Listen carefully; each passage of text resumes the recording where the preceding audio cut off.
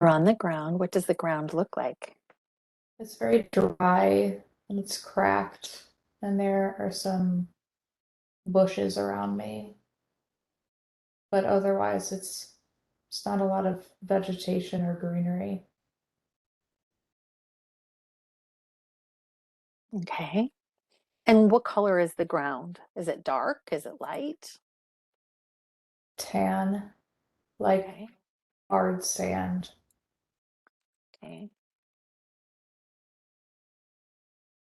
And what about your feet? What do you see when you look down? You can see the ground. So what do you see?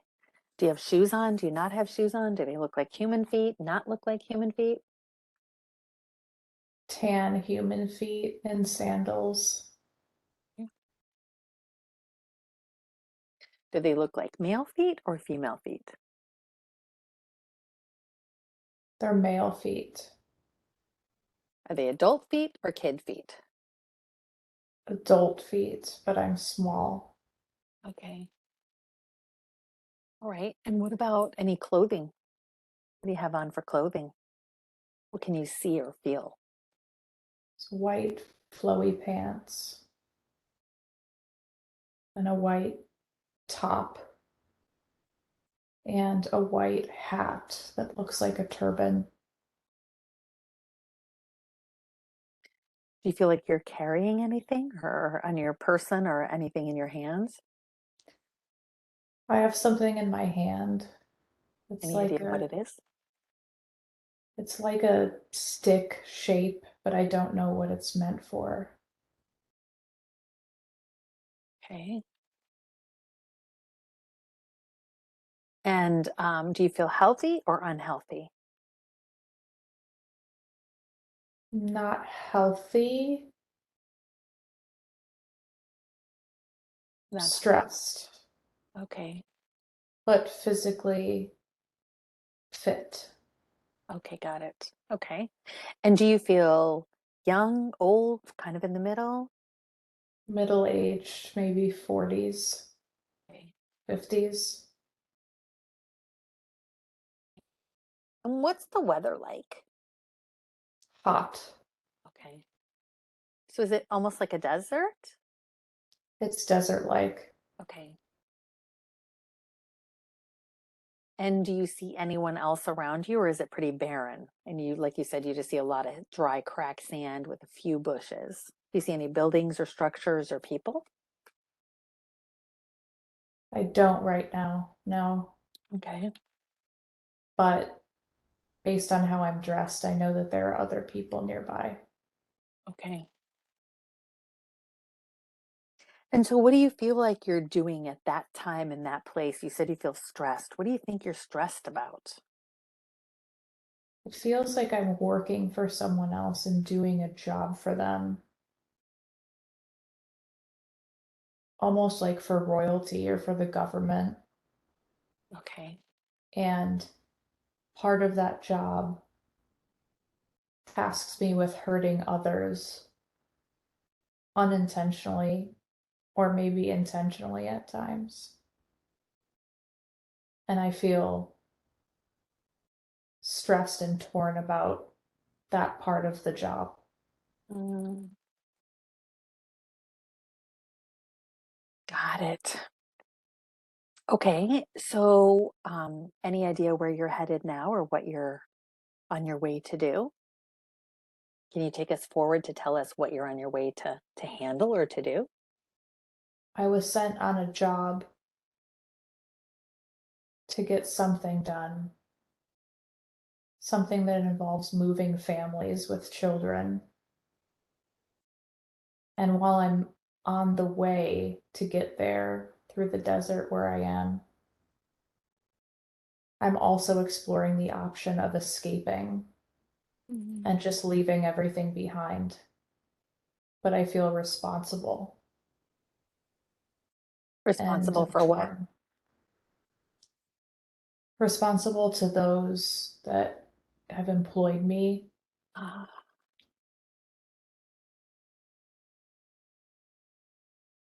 but I don't like the life I'm living. mm.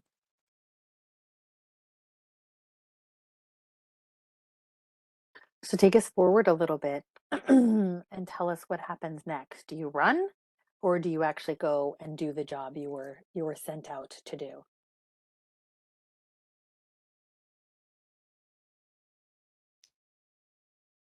It's blurry, but it's starting to clear up a little bit. Okay. I am on my way to that place that I was supposed to go. And instead of capturing or harming, I'm not sure which one it is, the families and the children that I was supposed to obtain or manage, I take them with me and we're starting to go somewhere else. I can't see where we're going, but we're starting to go somewhere else. And I believe that it's following a river or a stream of some sort. We're following down a water source. Do you think you were meant to go there to harm them or to kill them? Is that what you were supposed to do? Is that the feeling you get? I don't feel that I was supposed to kill them, but I feel that I was supposed to potentially obtain or and possibly enslave them. Mm, And I didn't want to do that. got it. So you're helping them escape? I was helping them escape because I myself felt enslaved and I felt not so different from them. Ah. And I wanted to take us all away.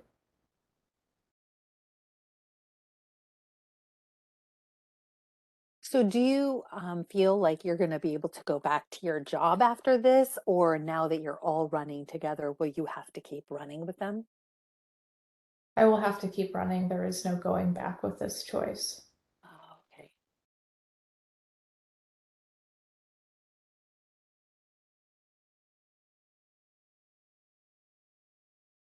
All right, so let's do this. Take me forward to in this journey that you're doing with this family. Take me forward just a little bit in time and tell me one adventure or one thing that happens to you that's kind of memorable on that journey traveling with this family. There's little kids. There's a little girl and a little boy. There were more children than that, but I got to know them and see how sweet and cute they were and bond with them a bit. I started to become responsible for them and emotionally attached. They had a mother. She was a young mother. And I think that there were others with us, but I don't remember them as much. Okay. There were some men as well.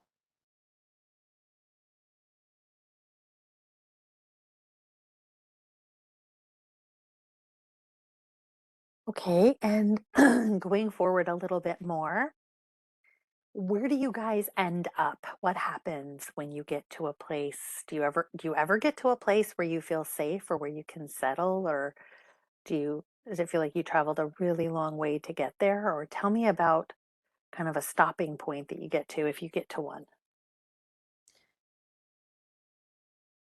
Time is relative, but I think that I was only with them for maybe a few weeks, potentially a month. And I do believe that I died along the journey. I feel that I was caught by those I was employed by, whether that be royalty or the government. I believe they were one and the same. Mm, And I'm not positive what happened to the family or the children. okay.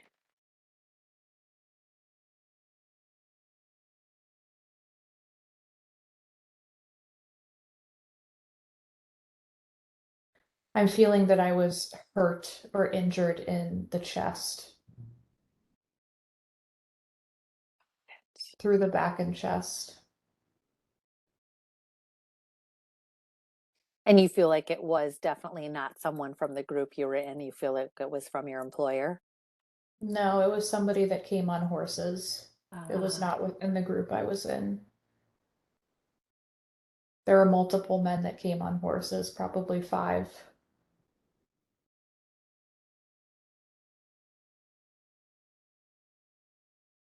Got it.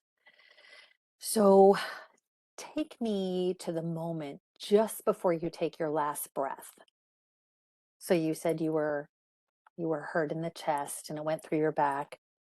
I'm assuming you're laying down, as you're lying there, what kind of thoughts are going through your mind? What's happening in your head? Shock and surprise. I was very surprised at first, but then I didn't blame them. And I just kind of felt like I could let go. Like I could no longer be responsible for the people I was with because they were on their own now. And maybe even a sense of peace. Like I did what I could. I tried to do what was right in the end.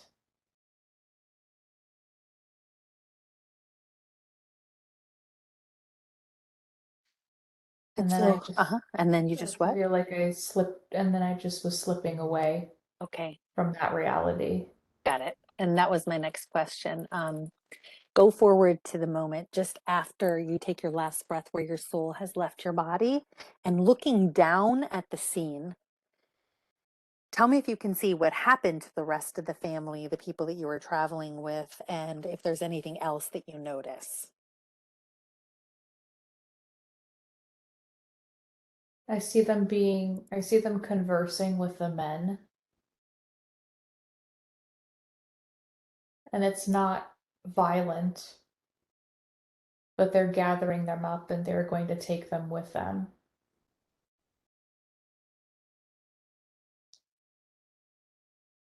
I can't see what happens from there, Okay. but they're going with the men that came, Okay.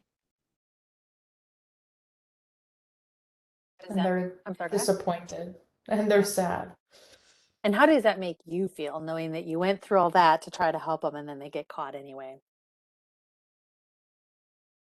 It makes me feel sad, but it was part of their journey, just like it was part of my journey to die there.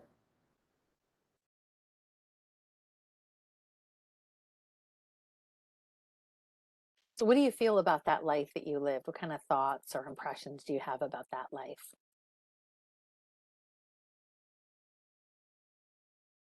I feel like I was a man who had to choose what he wanted out of life.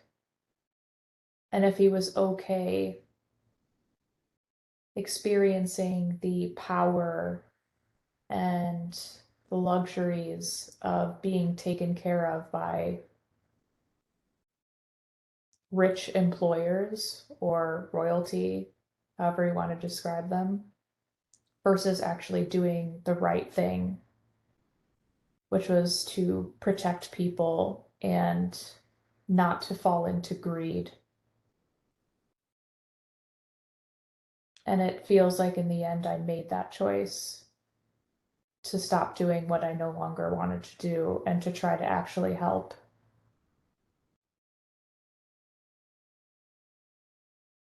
Do you feel good about how it ended? Good. Yeah, good enough. Good enough. I guess I don't feel good or bad. Okay.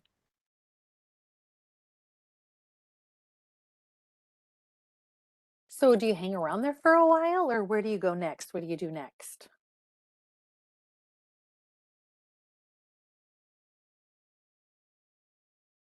I don't see anything more than darkness right now. Okay. Not in a bad way, just like a void. Okay. Are you feeling anything? Do you feel like you're moving, staying still? I feel like an observer, like I'm tingling, because I'm no longer in my physical body and I'm weightless and I'm connected to everything, but I still feel a tingling sensation even without a physical flesh suit.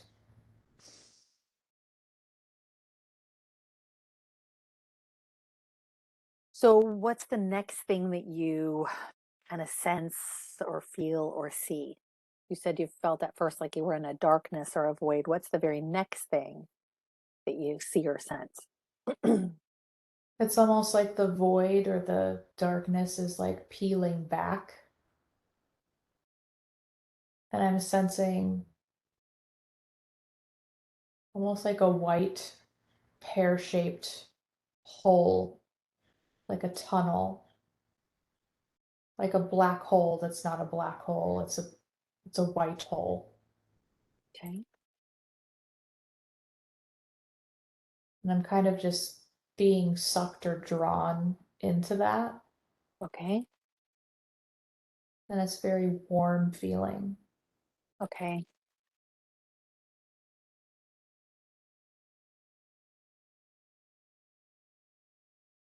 And then what? There are a couple of beings there. There's two that are standing out to me once I'm in it. They don't have eyes or facial features, but they're just white beings. And they're there to greet me. And they feel protective and comforting and warm and compassionate. And it's almost like they're giving me a hug,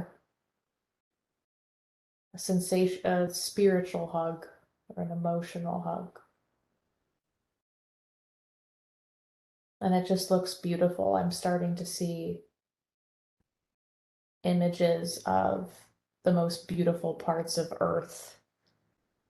I'm seeing green grass and I'm seeing mountains and just incredible lushness and a very peaceful feeling beyond something you could feel before.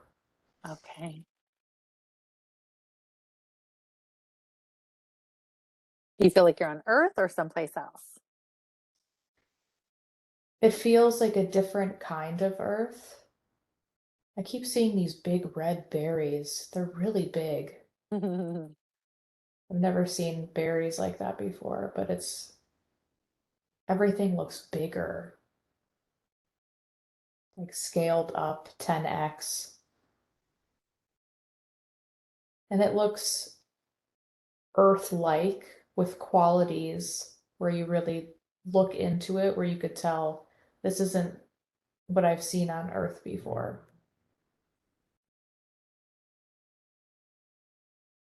It has more purple.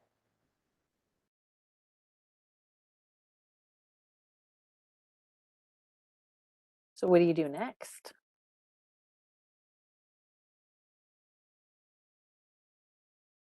I see myself walking out on the grass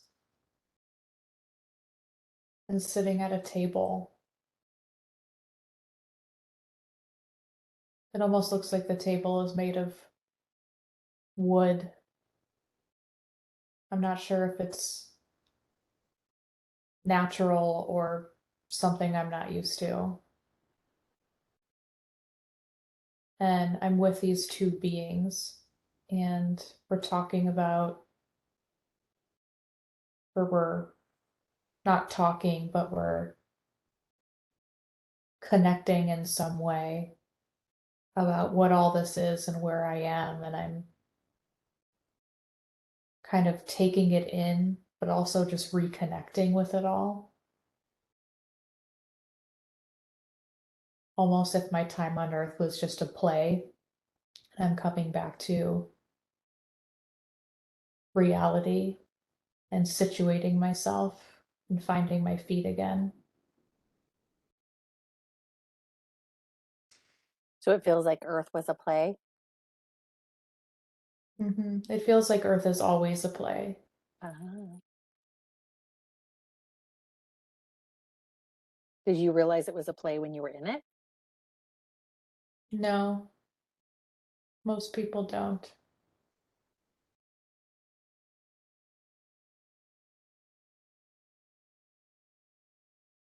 And so what kind of conversation are you guys having? Are you like talking about the life that you just left, or is it something else? It's almost as if they're asking me what I want,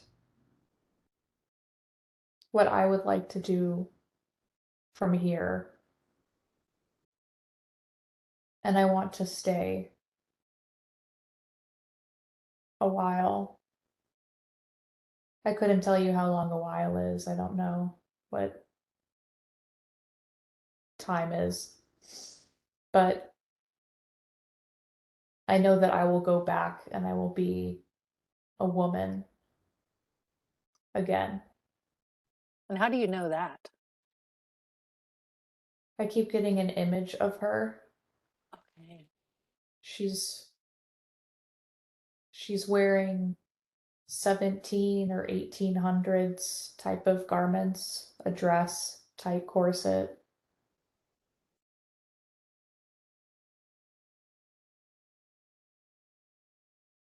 And so can you decipher or discern from any of that communication with these two beings, um, if you had any part in planning that next life to be that woman? And the image kind of came to you as you made decisions about it, or do you not really remember any of that? It feels as though the opportunity was brought to me and I liked it and I signed myself up for it.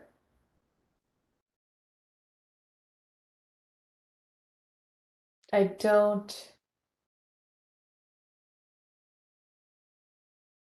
I don't recall any dialogue about what specific lessons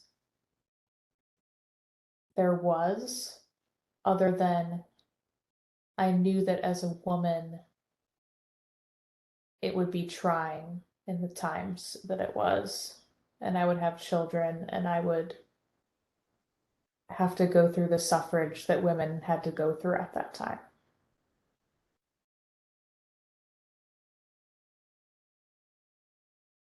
Do you remember any discussion about the life that you just left at all? It's almost as if that life was like a training wheels session where I learned the lesson I spoke of choosing between right and wrong for myself. Mm. But there wasn't a ton of focus on it. Like it was like, good, you did it, like, great. Now let's see where we go from there.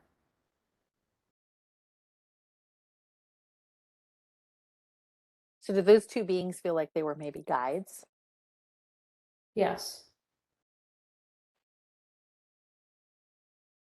So before you go to that life, do you do anything else?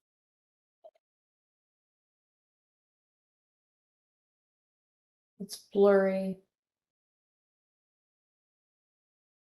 It seems as though I spent my while in between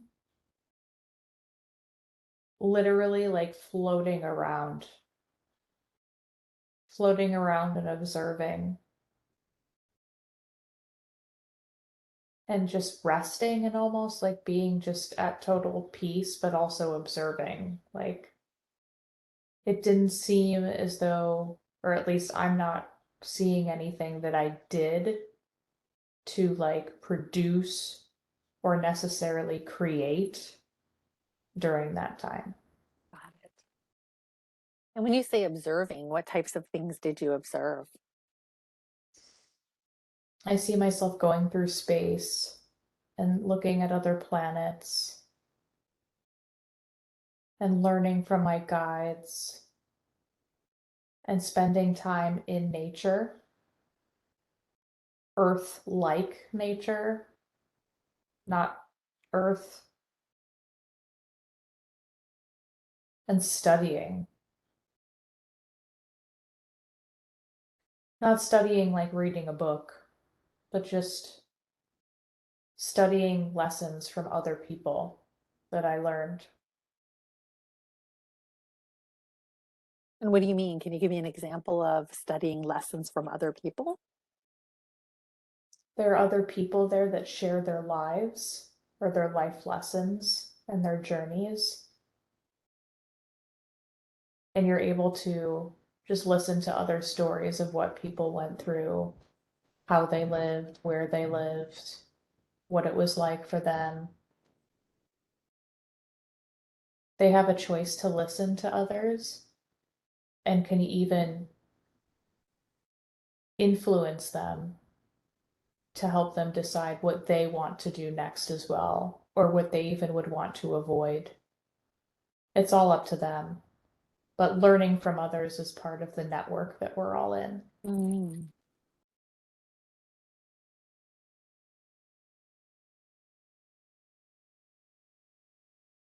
So I bet that was fun. Yeah. Did you hear some It's wild stories? it's almost like water cooler talk is how I would describe it. Everybody shares how their week went at work. Wild stories, I don't remember a lot of specifics. Um, I feel like I do remember some weird feelings or weird stories of people talking about being in different types of physical bodies, like nothing I've ever seen in this life. Like big, long bodies, weird bodies, purple bodies, not on Earth. Yeah. Um, yeah, those are the things that stand out when you say the word crazy or weird stories.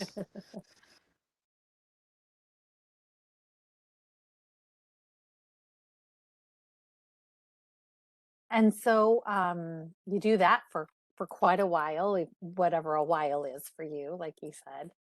Um, and so what does it actually feel like to go down to the next life? We're not going to go down there and visit that life, but how do you get there?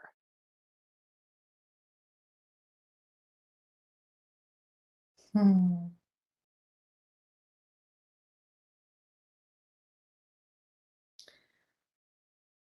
It's almost like there's a big bubble of a veil. I'm not describing the physical aspect of being born right now, Right. but there's almost a veil that feels like a clear bubble. And it's like once you can pop through that, then you're on the human journey now. Mm. Then you're starting in the womb, right? Then you're a growing fetus, which I don't remember. You don't have to stay in there if you don't want to stay in the fetus. It's not baked yet, but it's almost as simple as walking out of the veil. Oh. And people say you have to wait potentially or stand in line for something. Um, I think that once you're at a certain place or once you're at a certain point where you have the choice and something has been presented as available or a potential opportunity for you and your journey as curated by other guides or other parts of source, you're able to just go to it once that has happened. Okay.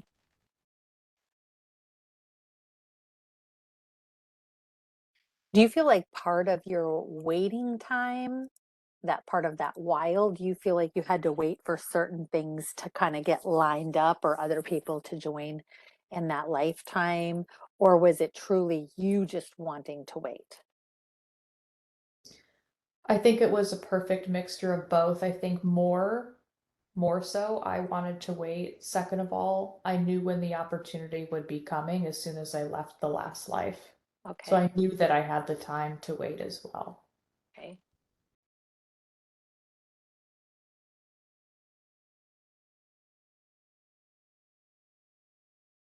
All right. Wonderful. Well, let's do this. I want you to drift and float away from that place, away from that experience, that peaceful place. I want you to jump back on that cloud that we rode on earlier. Do I have permission to ask questions of Tiff's higher self? Yes. I know the higher self could have brought forth many different lifetimes for Tiff to see today, and you chose to bring forward the lifetime where she was that man who chose to go off in a different path and help the family that he was supposed to work for his employer to enslave. What was the reason that you showed her that particular other lifetime that her soul experienced? Because he made the right decision and she can as well. She has also been in a similar path in this life where she has to choose between being a slave to that which doesn't serve her and being her own destiny, making her own choices of what will make her truly happy, not what society will tell her will make her happy. Mm,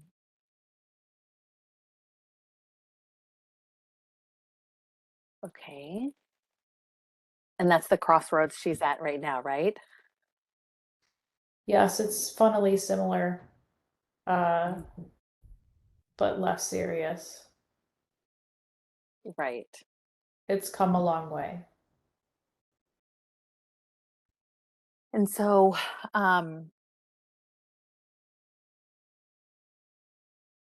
I wanted to ask about, you said that next she went to a life where it was in the 1700s or 1800s, and um, she knew that it would be trying to be in those times and go through the suffrage of women.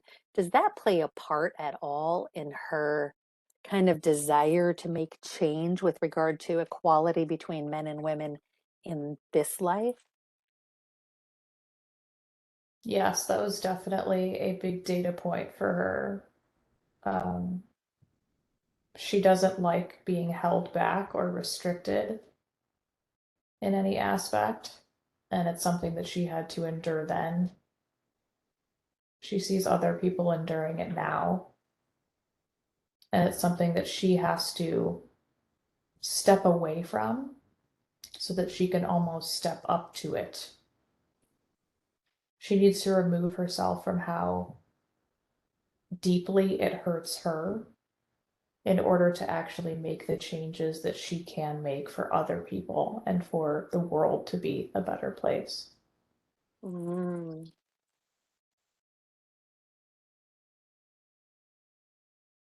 And how does she actually do that? Like, can you give her some advice or steps on how to step away?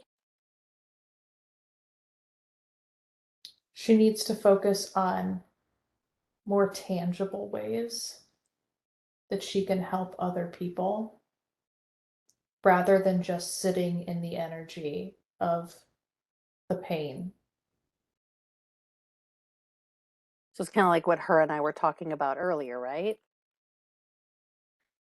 Yes, she spends too much time and allows too much of her time to go towards studying the pain over studying small ways that she could make changes.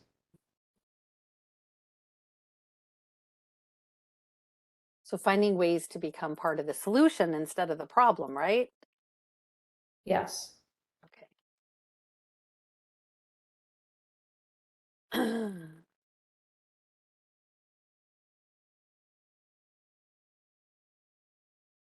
Okay. And then are you able to upgrade her energetic frequency now so she can be at the highest frequency possible for the rest of this session, and tell us what that looks like as you do it, if that would be beneficial for her?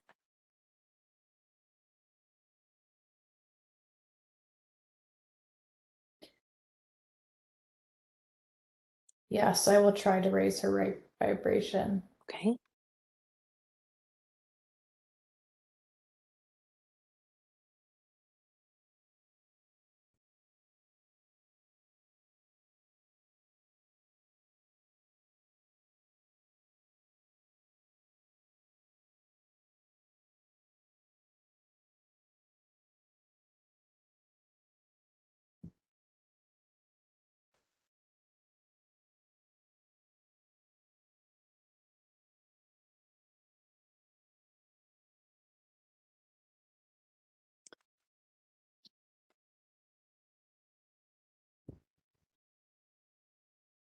And are you still working on that or should we go on? Let's move forward. With regards to her high school boyfriend, Jay, is there any healing on a physical, mental, or emotional level that would benefit her now? And if yes, can you do that for her? And tell us what that looks like as you're doing it.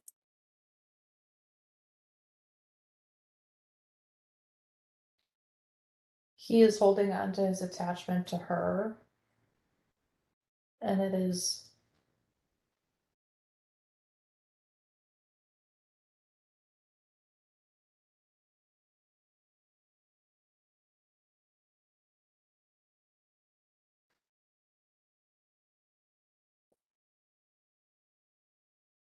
she tried to break the cord a couple of years ago, but she only broke her end of the cord.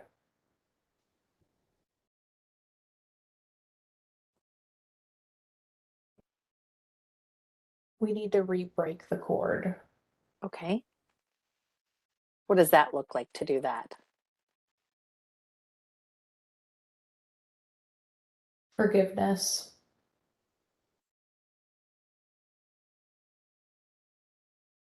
She needs to fully forgive and let go so that she can raise her own vibration enough so that nothing of his vibration can even be on the same plane as where she is. Mm,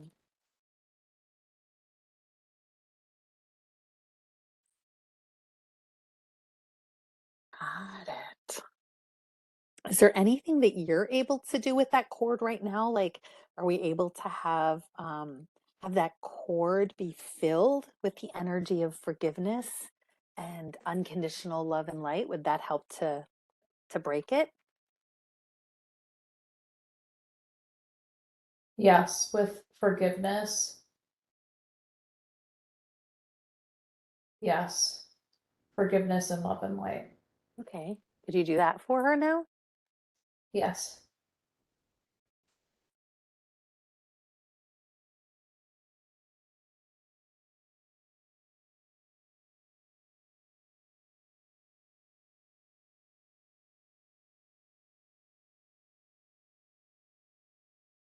Then after the forgiveness flows through the cord, we can cut the cord. Okay.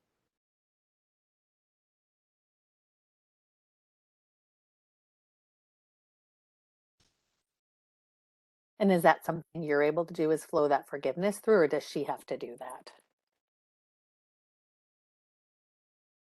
We're both going to work through it together. I Okay. think it's going to take more than a day. It won't be fully done in this session. Okay.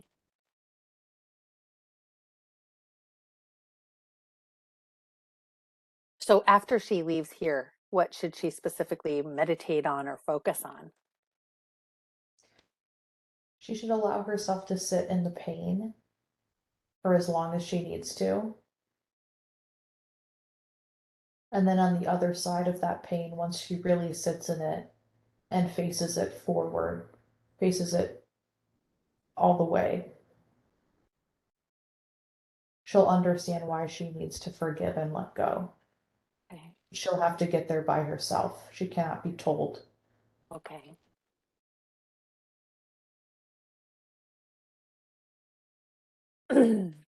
And she will not have to go through the same experience again with that contract. Okay. Once that is done and she has let go of the final pieces of it and shown forgiveness, she can let go completely. Okay.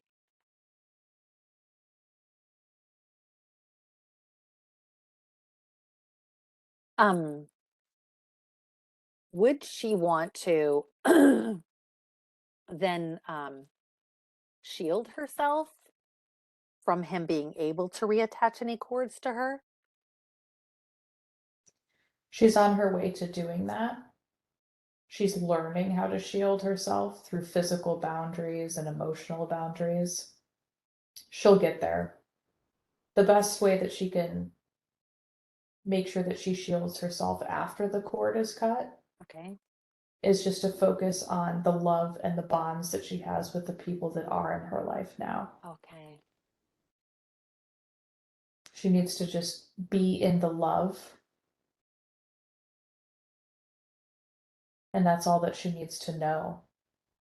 She's already she's known the other side of things. She's felt the absolute torture and despair and tumultuousness. And now she needs to replace all of that with as much love as she can. Okay.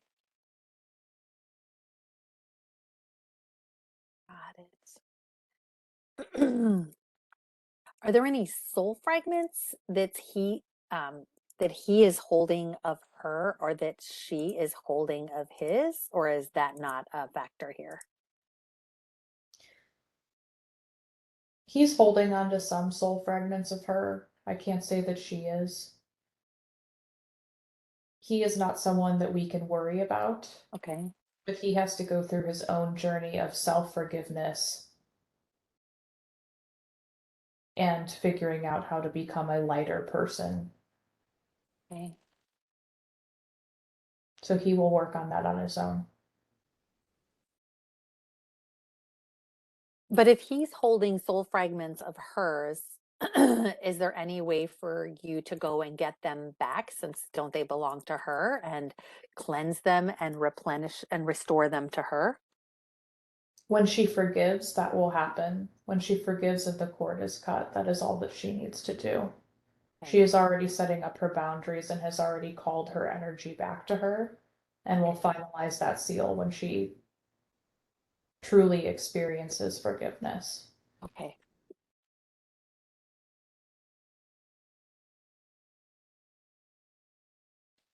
And is there any healing that her body wants on a cellular memory level from the trauma and abuse that relationship with Jay, that you could give or clear in her body now? And if yes, could you do that for her and tell us what that looks like?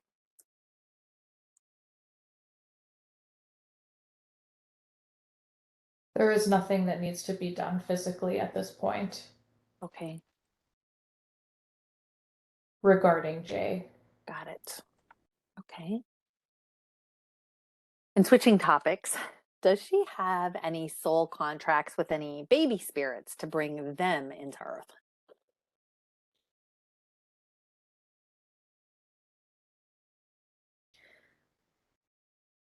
There are one or two that are curious about her, but it is not a solid contract. More of a curiosity, or may I say, a discussion Okay. without being anything that is fully baked in. The choice is fully up to them, as it is up to her, and things could change in other timelines. Okay. It is yet to be determined in this timeline. Can you explain a little bit more what you mean when you say things could change in other timelines and it has yet to be determined in this timeline? What do you mean by that? At this point in her current timeline, she is not ready or necessarily willing for that. In other timelines, she will have different experiences that are going to bring her more peace and understanding earlier on in that life that will enable her to crave that experience or desire it and welcome it. The experience of motherhood? Yes, at least a couple other timelines I'm feeling will have that situation or setup. And is it correct or incorrect to say that when you say timeline, does that mean like a parallel life? Not existing in the earthly realm, but on other planets and in the future, not in parallel to this timeline on Earth. Okay. Got it. So it could be an Earth life or a non-Earth life, or are the other ones non-Earth lives? Those are non-Earth lives. Okay.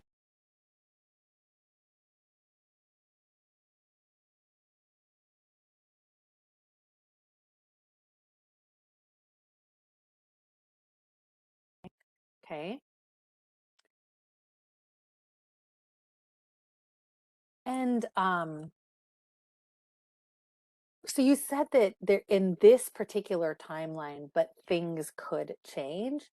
So she would be fine and doesn't have to feel guilty or anything like that, or feel pressured by society's norms, so to speak, to be a mother, right? She does not have to be made to feel ashamed or guilty over this matter. Okay. But if she gets to a place in the next 10 to 12 years Okay. where she feels safe enough and the environment that she lives in would allow for that, she's welcome to take it on. And she could and she would excel at it. But right now, she does not feel safe enough to do that for herself and the life that she's living now or for a potential child.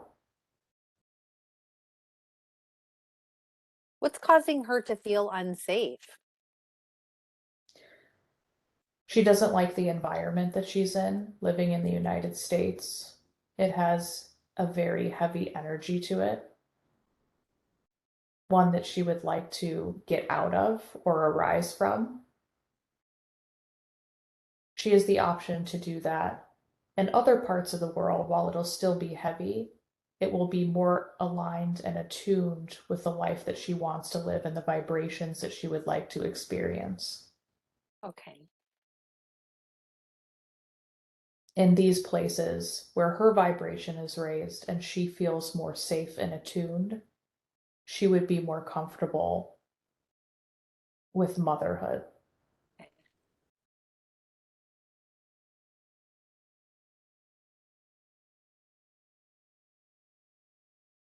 So it is a possibility once she gets to a place where she feels happier with her environment. Yes, it is a possibility, but not a given. Okay.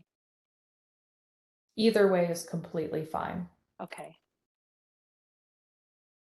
Her soul will not miss out on the experience. She will have several other possibilities and opportunities for this experience again.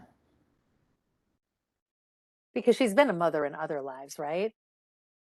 Yes.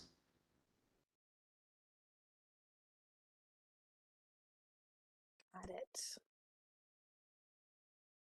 Um, and you said there were two souls that were curious. Yes. Two younger souls, Okay. as in to say, they aren't old souls. Okay. That could lead to a challenging mothering situation too, couldn't it? If they're not old souls. Mm. Every mother situation is challenging. Right.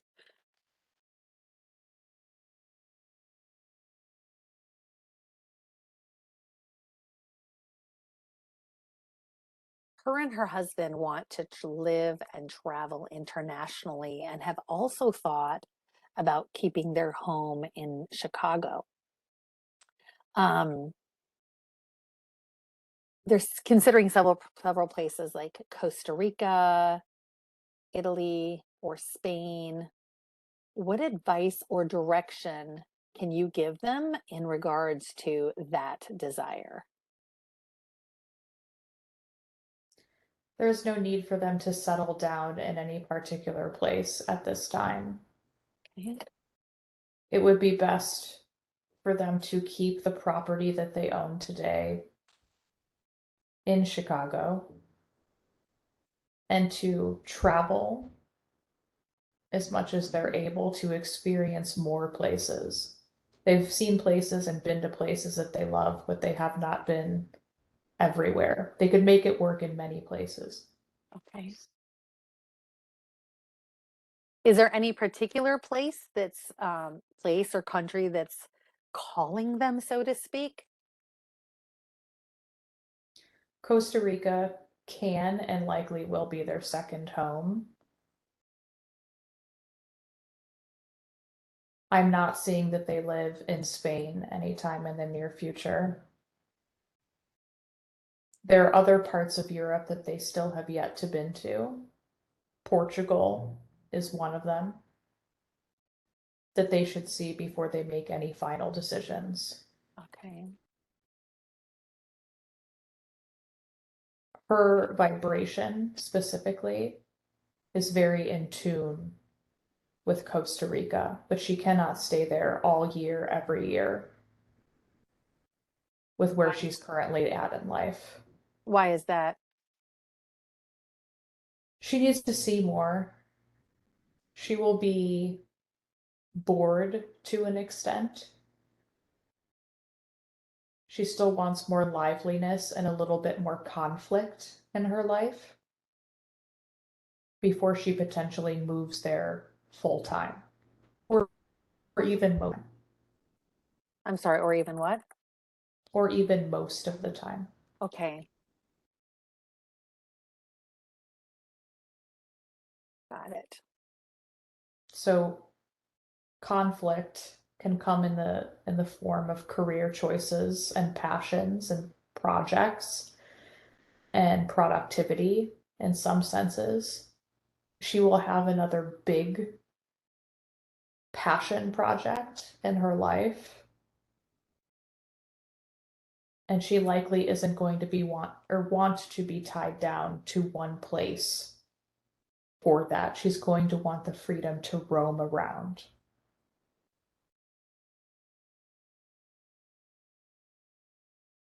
Got it. And but she said she feels some guilt and shame about being in a position to financially be able to live that type of lifestyle at her young age. Is that guilt and shame coming from a program she has? And if yes, where's she holding that guilt and shame in her body? And is it possible to have you remove it from her? That guilt and shame is only a program. I'm sensing if she's holding it in her body.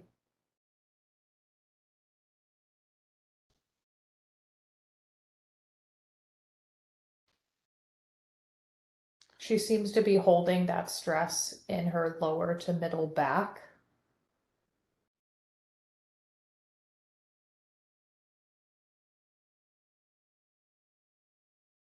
I'm going to do what I can to remove it. Okay.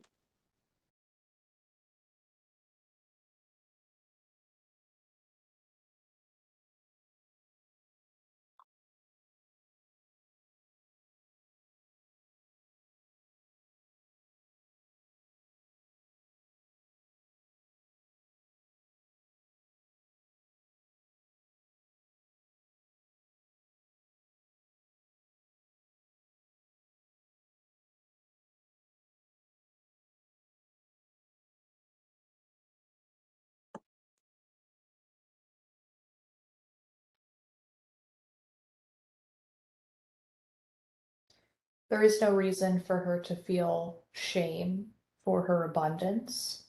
Her abundance was given to her for a reason, and that reason is her openness. She allowed that abundance to come to her. She will continue to allow abundance to come to her without the shame blocking it.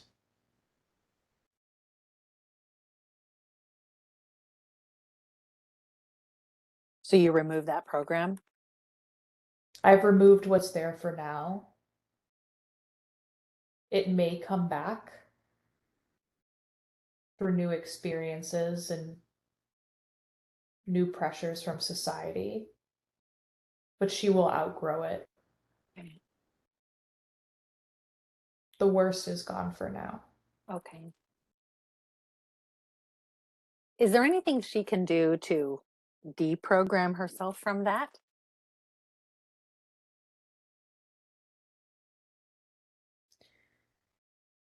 She needs to surround her with like-minded people and people that won't bring her down for exercising or showcasing her abundance, which doesn't happen frequently, but it has happened in her past and stuck with her. As soon as she realizes that all she's doing is helping herself live the best life that she can by being open to abundance, she will be better off for it. Okay. All of the guilt and shame has come from programming and come from society, but it's primarily come from people that are envious. And she feels guilty because she understands that envy. Mm. And she has understood it in the past. But by her living her best life, she is being a greater example for all, including herself. Mm.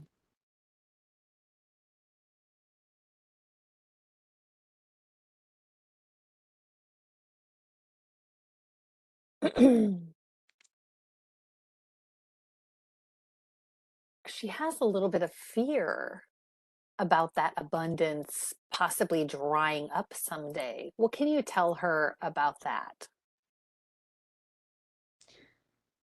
Money will come and go. She may not have all of what she once had for a while. There will be a dip, but it won't be long lasting. Okay.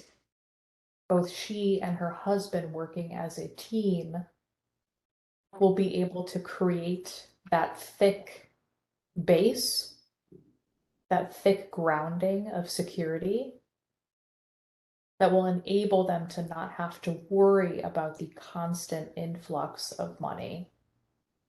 There will also be other opportunities along the way where they will both achieve great sums of money from single opportunities. She does not need to worry about the work hard, earn hard mentality as she did in her previous career. She simply has to be intuitive and look out for these opportunities as they come to her, which she has known how to do in the past. Okay. Got it. And completely switching gears. um, is she incarnated on Earth for many lives? And also, what would she have to do or learn or master in order for her to no longer need to incarnate on Earth?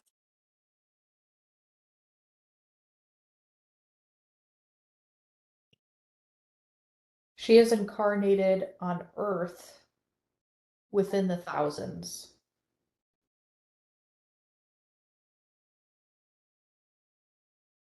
For her to no longer have to incarnate here, she has to practice forgiveness. It is her number one thing that she needs to practice. Mhm. The more that she is able to forgive, the less anxiety she will feel, the less she will try to manage others and manage those close to her, including herself.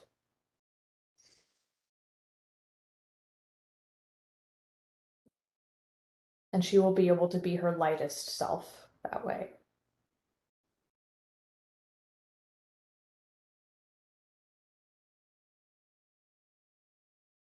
Would it benefit her to have you download Creator's definition of forgiveness into her? Yes, Could you do that now and tell us what that looks like?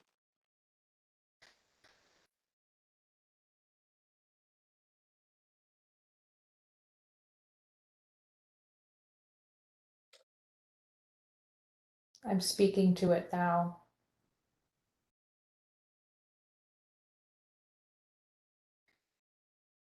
One of the starting points of forgiveness is understanding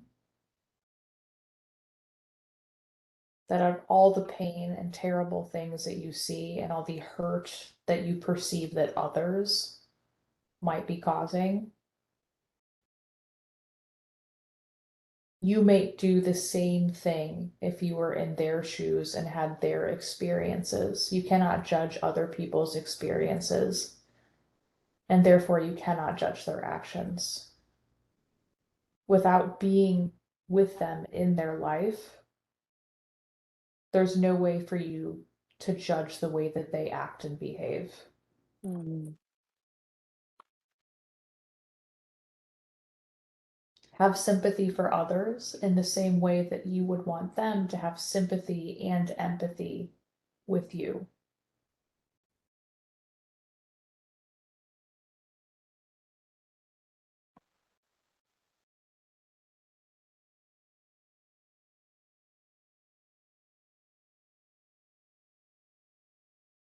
So it goes right along with non-judgment, right? Non-judgment, but love. Love is the most important thing. The first part of forgiveness is understanding that if you haven't walked in their shoes, you can't judge them. But the second part is love and loving people for their differences.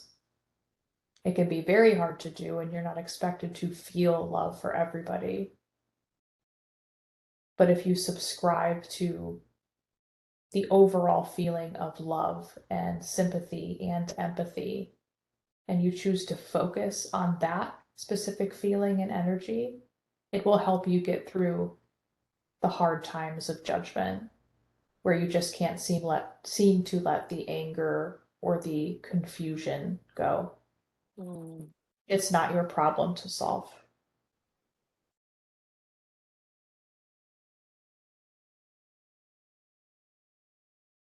What's not your problem to solve? The way other people act? Correct. Okay.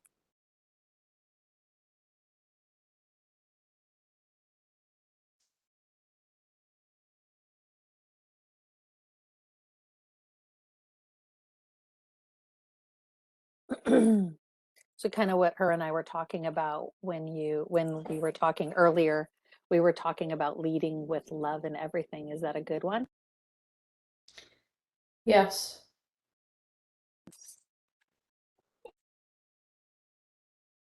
Do her and her husband incarnate frequently with one another?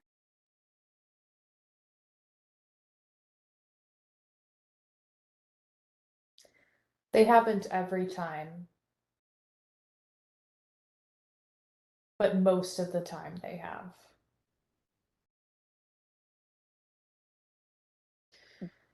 They are cut from the same cloth. What do you mean by that? They share the same energy. They're born of the same thought processes. And they genuinely are lighter together. Would that be what people call a twin flame or a soulmate? A soulmate. Okay. People have many soulmates, or can have many soulmates. Okay. They learn great lessons from each other because while they are so similar, their similarities almost make their differences stand out even more so. And they are almost in a frequent or constant entanglement of similarities and differences. But they balance each other out through those similarities and differences. Where he is lighter, she is more grounded in reality. Where she is anxious of the future, he is more calm in the present. Where he is stuck in the past, she can bring him to the present. It's a push and pull, but in a loving way. Okay. And Do they plan to have more incarnations together after this life, either on Earth or someplace else? Yes, they may take a break after this incarnation and then they'll come back. Ah, okay.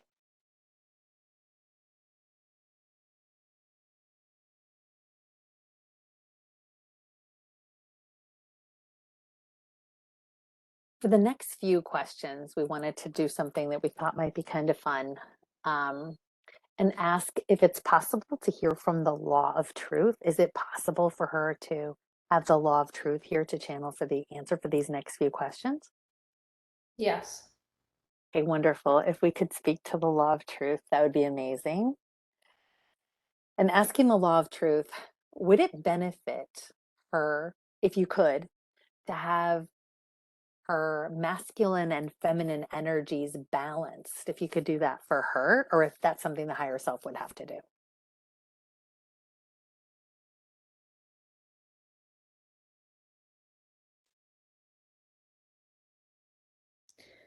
That's something the higher self would have to do. Okay. Then the next question would be for you, and we'll go back and ask the higher self.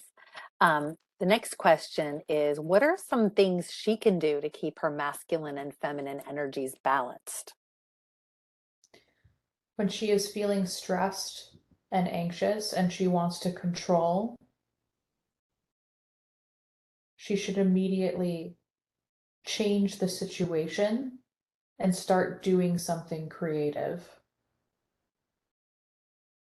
It could be as simple as painting, as she's been doing recently. It could be as simple as making a meal. It could be calling one of her girlfriends and talking about their days. She needs to tap into her fluidity of creativity and love in order to get out of the control, hyper focus mindset.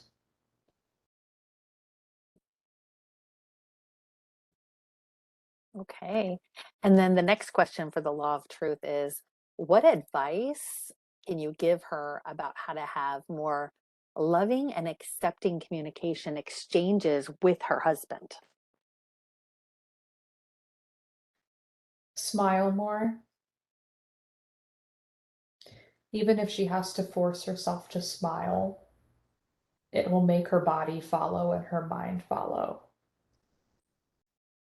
Once she gets away from the situation or has a moment to stop herself from reacting and really respond, she'll respond with more peace. But if she can stop herself with a smile for a moment in between, even when she doesn't feel like smiling, it can save the conflict much Mhm. faster.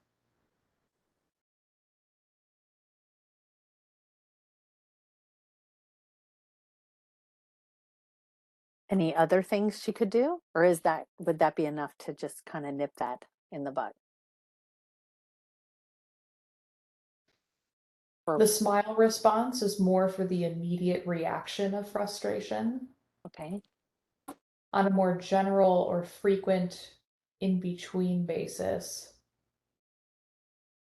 she could enact more play with her husband, more playfulness. That will ease a lot of the tension naturally in the relationship. It could be joking around, it could be physically playing with one another. Tapping into her childlike energy can be a big solve in all of the things that we just discussed.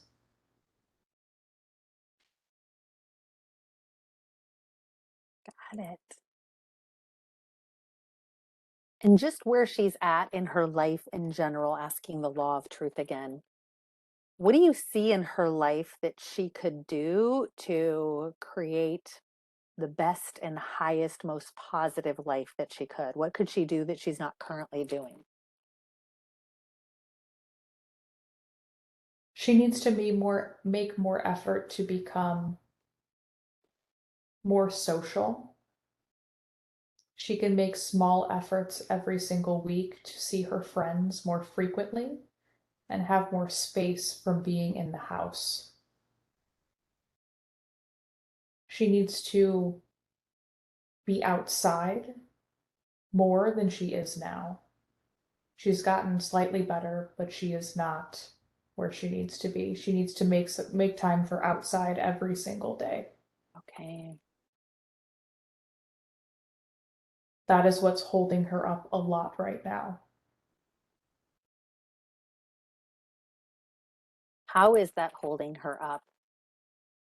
She doesn't want to go outside because she doesn't love her neighborhood and where she's living right now, which is also why she wants to live in other places so that she can be more connected to nature more frequently than she is now.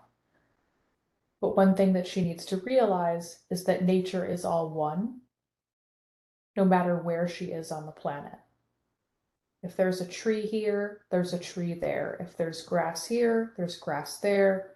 There are birds chirping here and birds chirping elsewhere. No matter where it is, it will help her and have the same benefit if she lets go of the mental block that she just doesn't like the neighborhood she is in as much. Mm,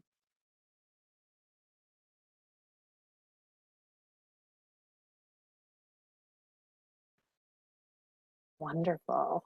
Um, what advice, the law of truth, what advice or direction can you give her in regards to she's leaving her current company and taking a year off, but then she wants to do something that will bring her fulfillment and make a positive impact on the planet? What advice or direction can you give her in this regard?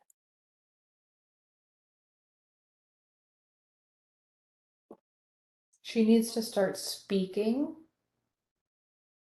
with more people that ignite that passion in her or that she looks up to. She can wait as long as she needs to do this, and she does not have to do it right away to set a path in motion. But she needs to actively seek out more mentors in her life that can lead her down these paths. There are many paths that she can choose from, but there are likely three primary ones that will come to her most immediately in the next year to 2 years. She has not had solid mentorship in a long time, and that is what helped grow her so rapidly in the past. This can be an opportunity for her not only to be inspired by those that she truly looks up to, but also mentor others beneath her and develop her own team of sorts. Mm,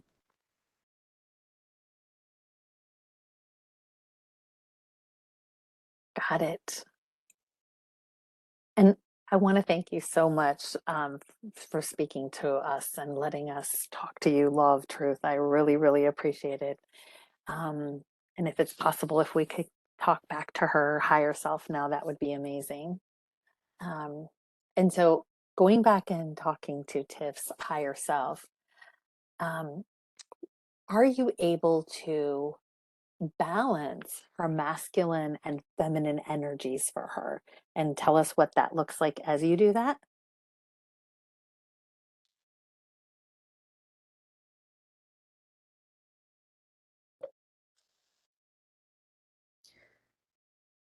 The way that I'm going to help her balance that is by physically loosening up her body. Her body is extremely tight. She holds on to a lot of the stress and control that she tries to manifest in her upper body. Her upper body needs those tension points removed so that we could start fresh. Okay.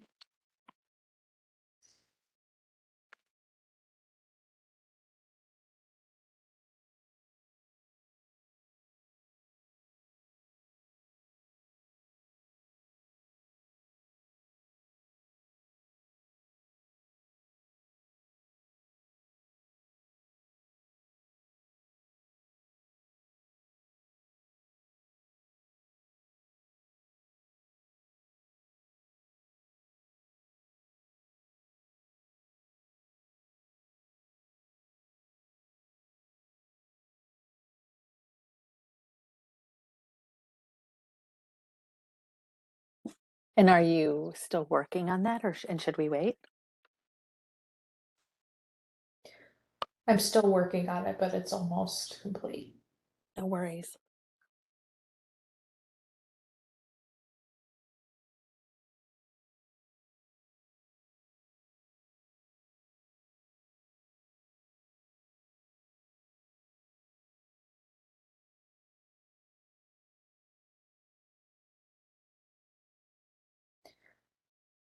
We're okay to move on. Okay. And the law of truth told her what she can do to balance her masculine and feminine energies to keep them balanced.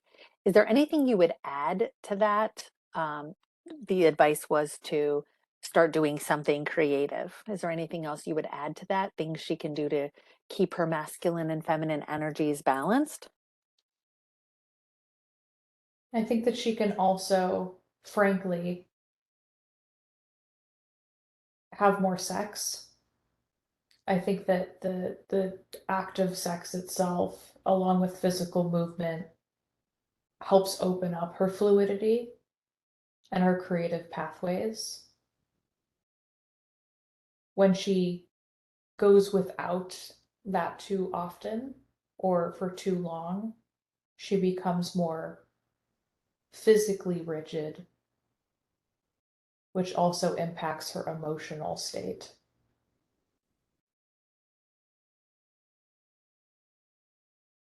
Okay. And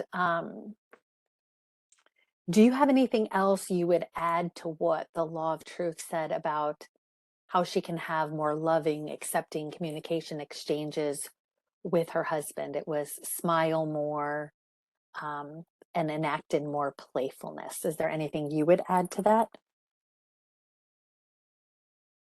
Think about his part in this, not just her own part in this. She focuses on how frustrated she feels and how unfair this is to her. But also, she can't imagine, nor should she judge how it feels for him. He is also frustrated. He also does not have all of the answers for himself, which he will need to work through on his own. She should have compassion for him and also take note of when he is trying and that he is actively trying to be better for their relationship.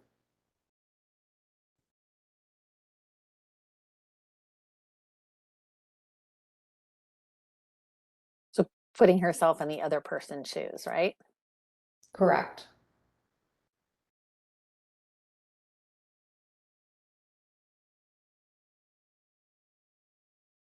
And then I asked the law of truth what she could do that she's not currently doing to create her best life possible. Do you have anything to add to that? It was making more effort to become social, is what the law of truth said. She needs to continue focusing on herself for now and doing the things that find her joy.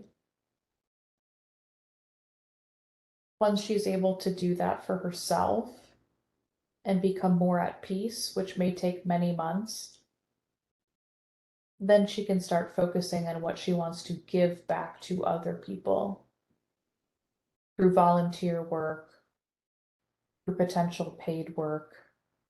But for now, she just needs to focus on finding her own peace and finding what sparks pieces of joy in her life. Mm, okay. Um, and then the law of truth I asked about, she's leaving her current company, wants to take a year off and then do something that can bring her fulfillment and make a positive impact on the planet. What else would you want to add as far as direction or advice to give her in that regard? So, as the law of truth said, is finding mentors that can lead her and teach her. Do you have anything else to add to that? She will come across many people and many communities that have many needs that are not being met. There isn't just one thing that she will do. It will likely be many things throughout her life, whether they're small to medium to big in feeling for her. There will be many, many things that she will touch. She doesn't have to worry about there being a lack or Mm, a scarcity of opportunities. They will be coming to her. okay. She does not need to have anxiety over what will come to her. She will be ready when it comes to her. Okay.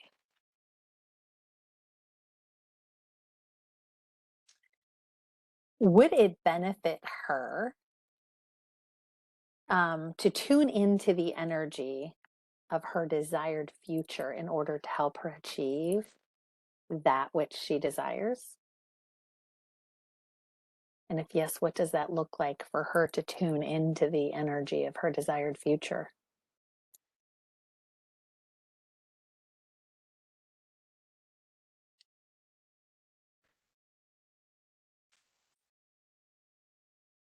There are two things. The first thing is for the immediate term. She just needs to focus on what will bring her joy now. Soon in the future, she will start to get images of what that future can and would look like. She doesn't need to focus on the future for it to happen, and she doesn't need to focus on it too hard right now. Okay. She just needs to focus on joy.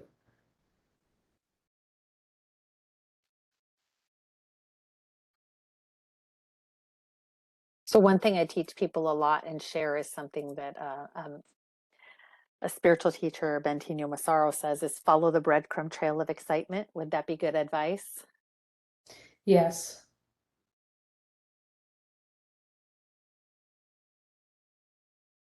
So what things can her and her husband do to generate more passive income that she could maybe spend some time working on while she's taking time off of work? While she has free time, she could get more involved with her husband in e-commerce specifically.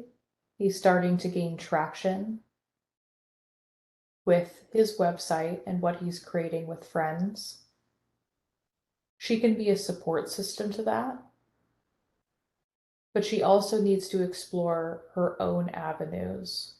There's more research that she could be doing when it comes to e-commerce as a whole, the different facets that make it up. These things are of interest to her and they create passive income. The more passion project that she will find will likely be in property. She loves creating a house and a home.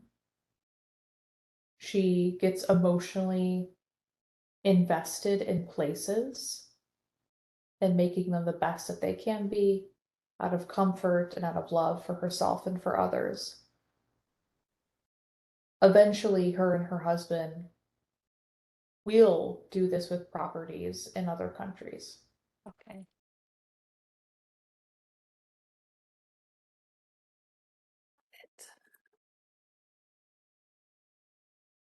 Have her or her guides been trying to communicate anything to her recently that she maybe has not heard? And if yes, what would that be?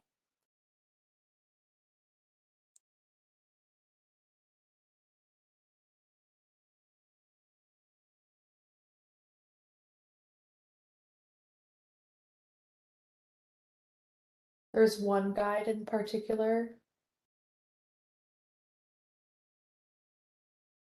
that is always here, always with her, and he cares about her a lot. And he hasn't necessarily shown himself or been very present, but he's always helping guide her along the way. It's the little ideas or mini ideas that will pop into her mind. It's the love that she feels sometimes when someone is in the room, but not physically in the room with her. And that they're all looking out for her. You know, there are many people that step in or step out as her guides, and she should always feel comfortable to call on them. Sometimes she feels silly for it, or she feels silly for calling out only when she's afraid or on an airplane and needs help. But they're there and they're listening, and they would like to talk to her as well, even when she's not in moments of anxiety or fear. And coming from a higher vibrational state, that's where she'll likely have more luck, is when she tries to openly communicate with them while she's in a state of peace or excitement, or even just contentness, because so often she will grasp for that connection from the lower vibrational states. Mm. And they want her to reach out when she's in a higher vibration too, right? Yes, it's easier for the pathways to open up in a higher vibrational state.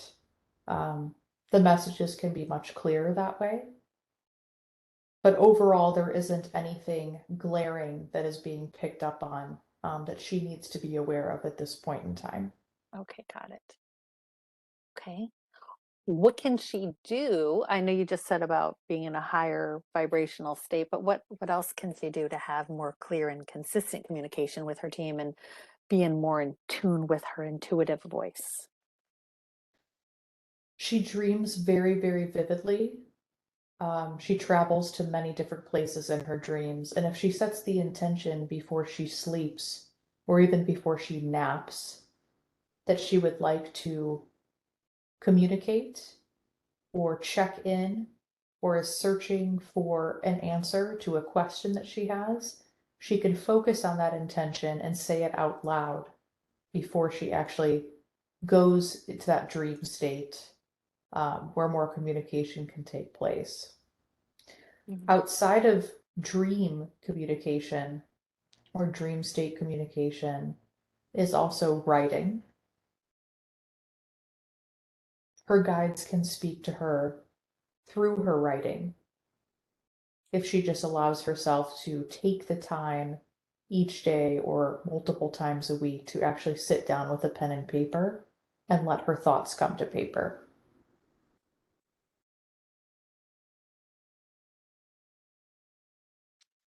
So sometimes, well, what my guides have been telling me lately, and what I've been telling clients sometimes is to, after shielding and protecting yourself and your space, to write a question on the top of the page and set the intention that it's for the guides, her higher self, her spirit team to answer that question. Would that be something she could do? Yes, that would certainly be helpful. Any form of writing for her will be an improvement, and can get her closer to that. She can get better and learn the skill of it over time, but really she just has to put it down or put it out there so that it can be more well received while she is in a peaceful state. Okay, got it. Okay. And switching gears, she has gained 35 pounds since the whole um, pandemic started, and she feels uncomfortable having gained that weight. And it's been hard for her to lose that weight that she gained. Why is that? Is there a physical issue going on that's causing her to not be able to lose that, or what can you tell her that would help her?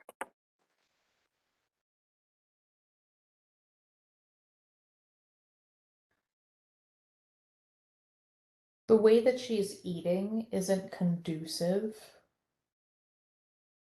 for her body.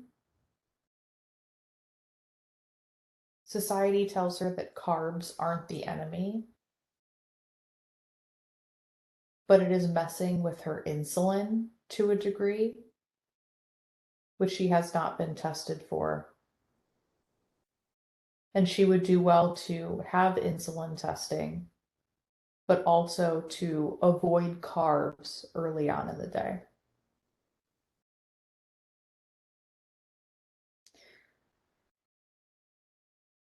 She also could walk much more rather than focusing on intense, more short circuit or high intensity workouts, as that can also raise her stress levels and help keep the weight on. Okay.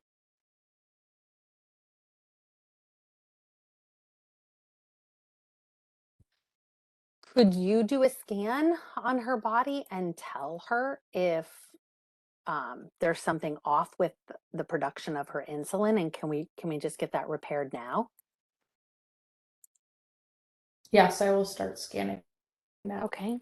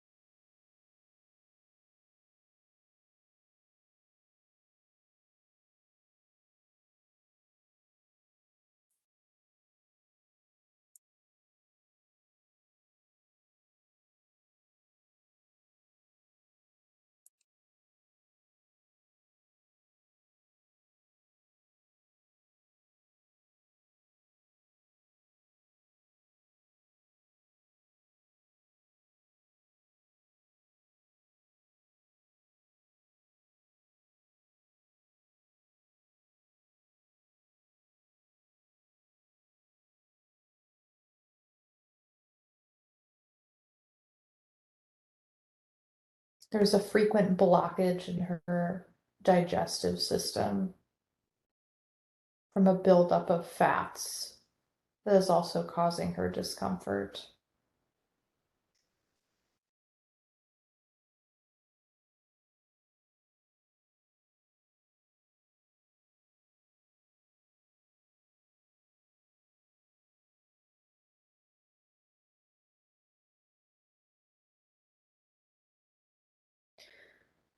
And focusing on bringing white light and energy to her core.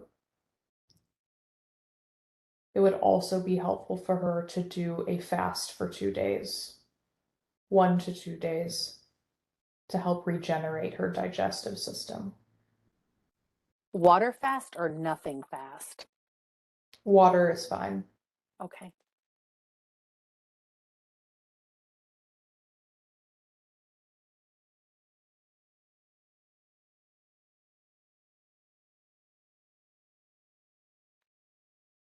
Are you seeing anything else with regard to the insulin or just scanning her body in general for health? Overall, with a flat fat blockage and blood sugar levels, if she could focus on lower fat diet in the form of reducing animal fat, it will help these problems from continuing to reoccur and making her feel as sluggish as she does week over week. That means less red meat, less pork, focusing as much as she can on leaner meats such as fish, occasionally chicken, and as much healthy greens as she can. She's been eating a lot more salads lately, which is making her feel better, but it will continue to get demolished if she keeps having spouts of days where she eats a lot of heavy meat meals. Okay.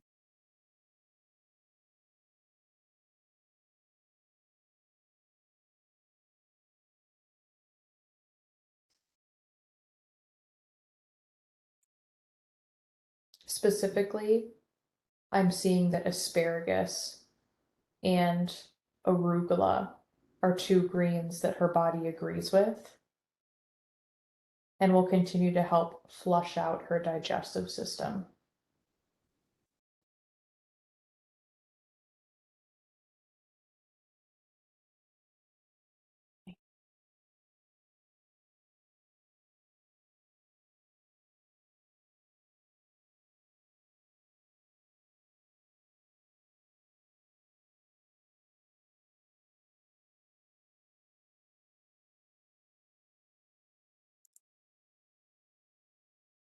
And is there anything you can do with that fat blockage? Is there anything you can do to go in and kind of blow it up or break it up, and get it kind of moved out?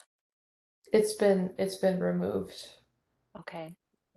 I used white light energy on her entire digestive system and the blockage has dissipated. Okay. Um, any other foods that she's eating that she might want to avoid or add other than the ones that you've mentioned already?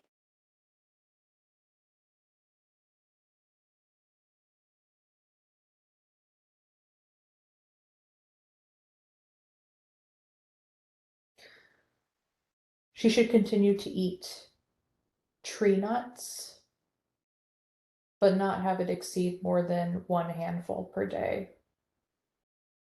She'll notice that she has more brain power and mental energy when she eats more tree nuts. Pecans and walnuts are her friends.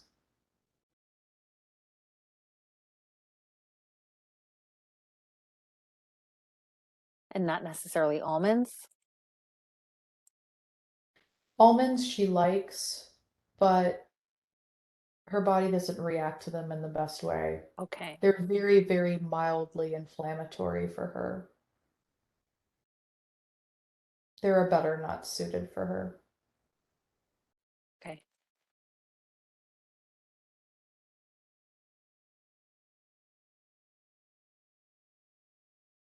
All right. And what about fatigue? She suffers from fatigue. Does that have anything to do with her limbic system that causes her to be in fight or flight mode too much? Or is there a different cause? And what can we do to get that healed and teach her body how to have an abundance of energy?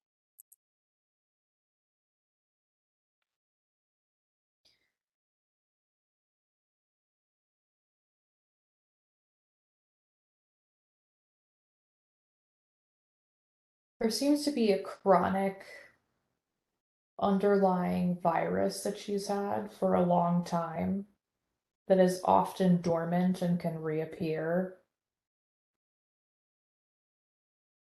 She also has HPV, as you two discussed earlier about other people. Okay.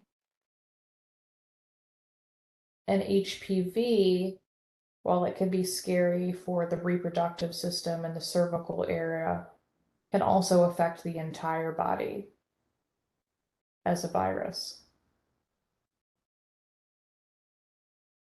This is something that Western medicine cannot solve for.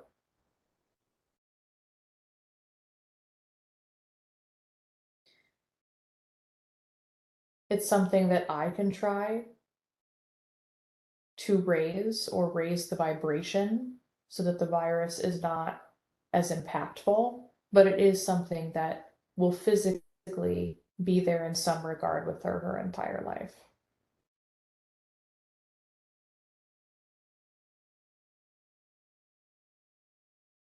Yeah. Could you try to do whatever you could to raise the vibration so that it is less impactful for her? Yes.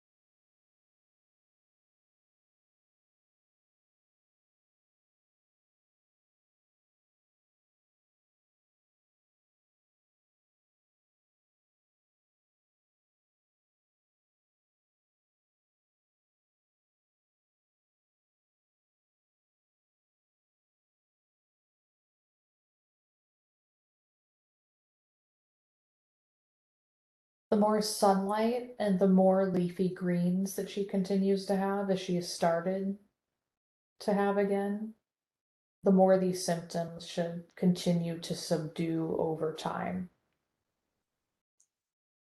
Both sunlight and leafy greens, along with movement, along with a more active sexual life, will help continue to raise her vibration so that she doesn't get as stuck in the hollows of fatigue as she does, specifically in the mornings. Mm.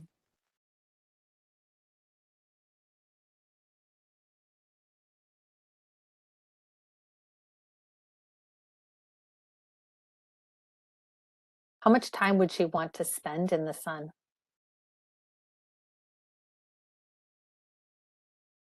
Ideally, an hour a day.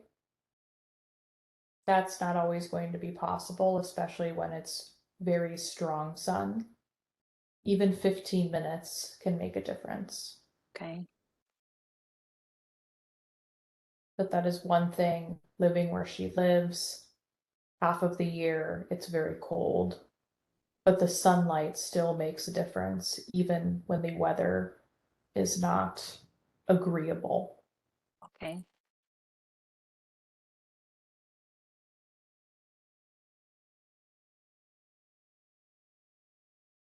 What about a good for winter months? What about a good red light, like red light therapy? Would that be beneficial also, like for the winter months? She hasn't tried red light therapy. She has tried a seasonal depression lamp, which reminded her too much of office lighting and she didn't use it. Um, I think before she goes down the route of trying a red light therapy or another therapy, her and her husband are likely going to want to spend this winter elsewhere as it is. It may Okay. be a moot point, at least for the immediate time being, for Okay. the next winter cycle. Okay. So they may be in a warmer climate for winter, right? More than likely. Okay. All right. And just like I did with another client, where we heard a specific message for her regarding HPV, and this is such a common thing. I think I heard a statistic one time, it's like maybe as high as like 80% of women have HPV. Um, is it possible to channel the energy and invite in to speak to her the energy of HPV and hear directly from HPV as to why it's chosen to be part of her life, what it wants from her, and what, if anything, she can do to disincentivize it from staying with her the rest of her life? Let's try. Okay, we could do that. That would be wonderful.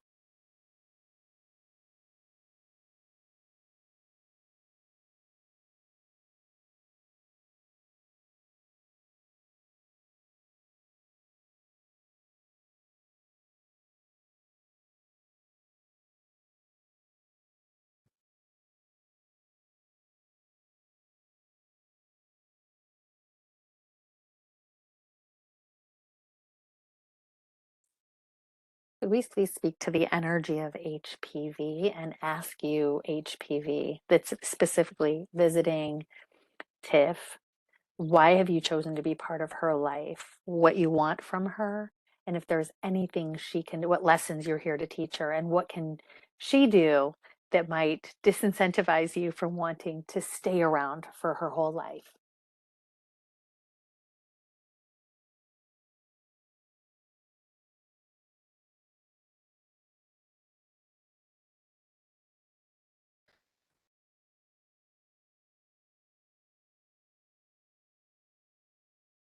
I'm feeling the HPV in my bloodstream right now.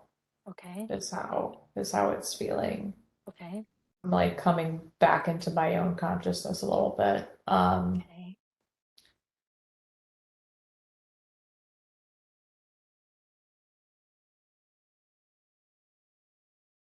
The HPV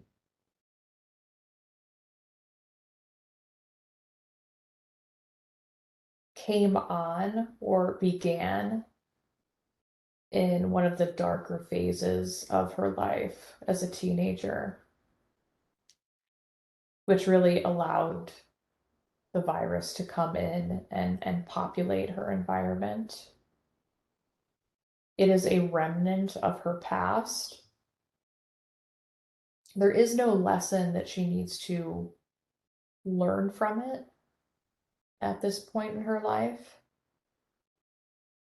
but her forgiving the person in her past that hurt her the most, which is around the time when she first got HPV, can be really helpful in her cutting the cord with HPV as well, Mm. along with trying the best she can to raise her vibration so that HPV no longer finds it habitable.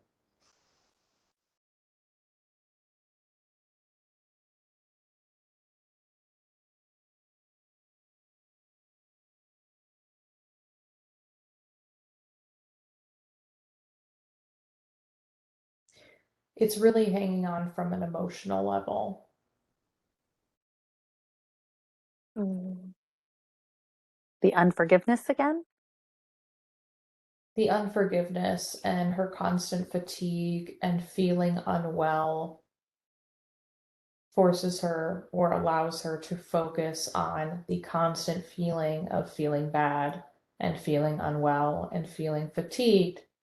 And because she thinks about it so much, instead of just doing even just a small thing to make herself feel better, the virus wins. The Mm. fatigue continues to win. She needs to forgive the people in the past that hurt her, forgive herself, and she needs to continue to focus on things that make her feel good so that she can raise her body high enough to get out of this physical fatigue and lower place that she no longer needs to be in. It does not serve her. Mm.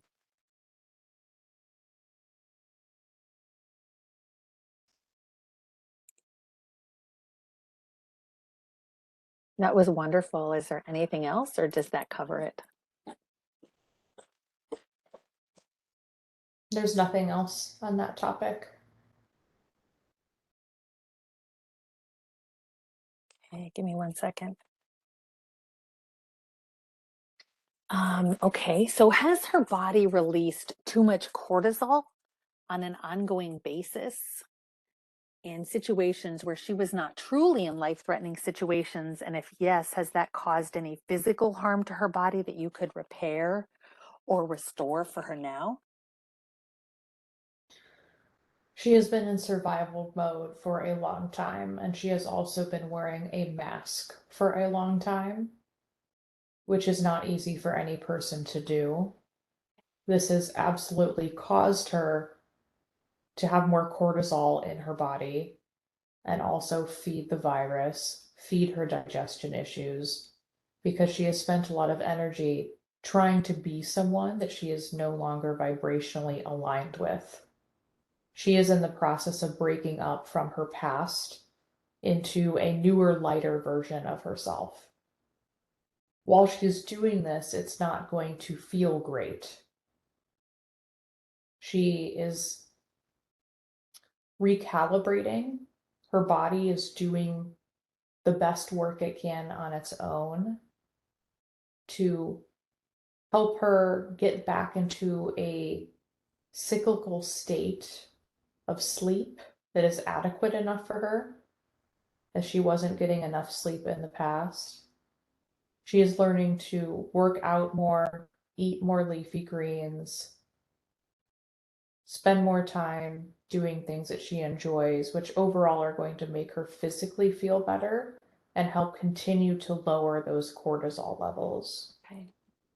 Um, there is nothing that I can immediately do to lower her cortisol.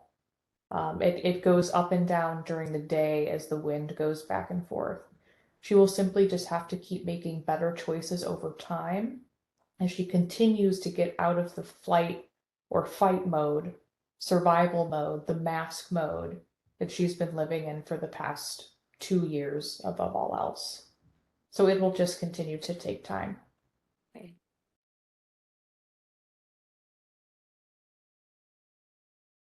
So something that I ask, and you said there was nothing you could do, but I'm wondering, is it possible to put like a cortisol, like to install a cortisol regulator in her body that, As in a cap, yeah, well, like in a cap, or to just not allow cortisol to be released into her body unless it is a truly fight or flight situation, as in, really dangerous or life threatening, to that they could kind of gauge those things for her so that as the wind blows, like you said, she doesn't release cortisol into her body.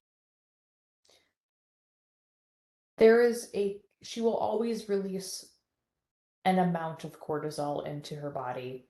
I cannot change that completely, Okay. but there is a way for us to put a cap on it. Okay. A It won't be a large cap, but over time it can be a cap that has significance Okay. um, over her day-to-day, week-to-week amount of cortisol that she produces. Okay. Could you do that for her now? Tell us what that looks Yes. like. Okay. Thank you.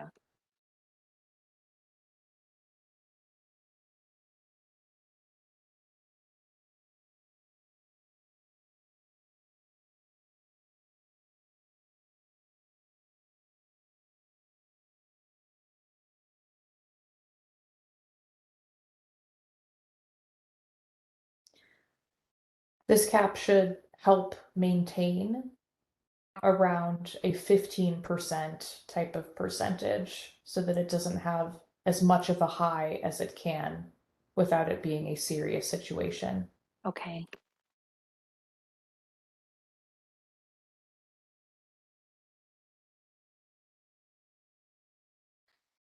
What about her adrenal glands? Could her adrenal glands use a healing or an upgrade? And if yes, could you do that for her now? Yes, I can do that now. The fast will also help with this. Ah, okay. Let me know when you're done, please. Yes.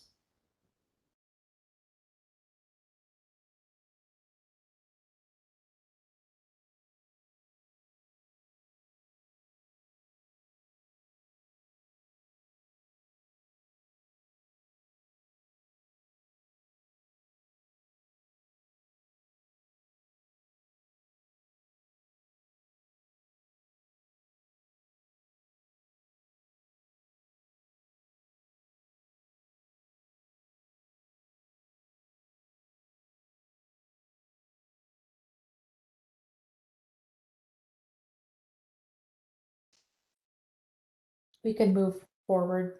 Okay. What about her vagus nerve? Is it operating at optimal performance and in perfect health, or could that use an adjustment by you? Her vagus nerve is functioning as it should for the most part, but she needs to be stretching her vagus nerve more to feel the full effect. The vagus nerve is fine as it is, it's the structures around it that are sometimes pressing on it or constricting it in certain ways. So she needs to continue to do vagus nerve stretches to open that up, and that can also bring down her cortisol levels in the same token. Okay.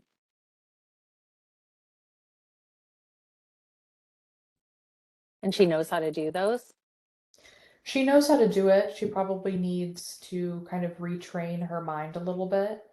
But she has done it in the past and it has worked for her, so she'll be able to do that again. Okay.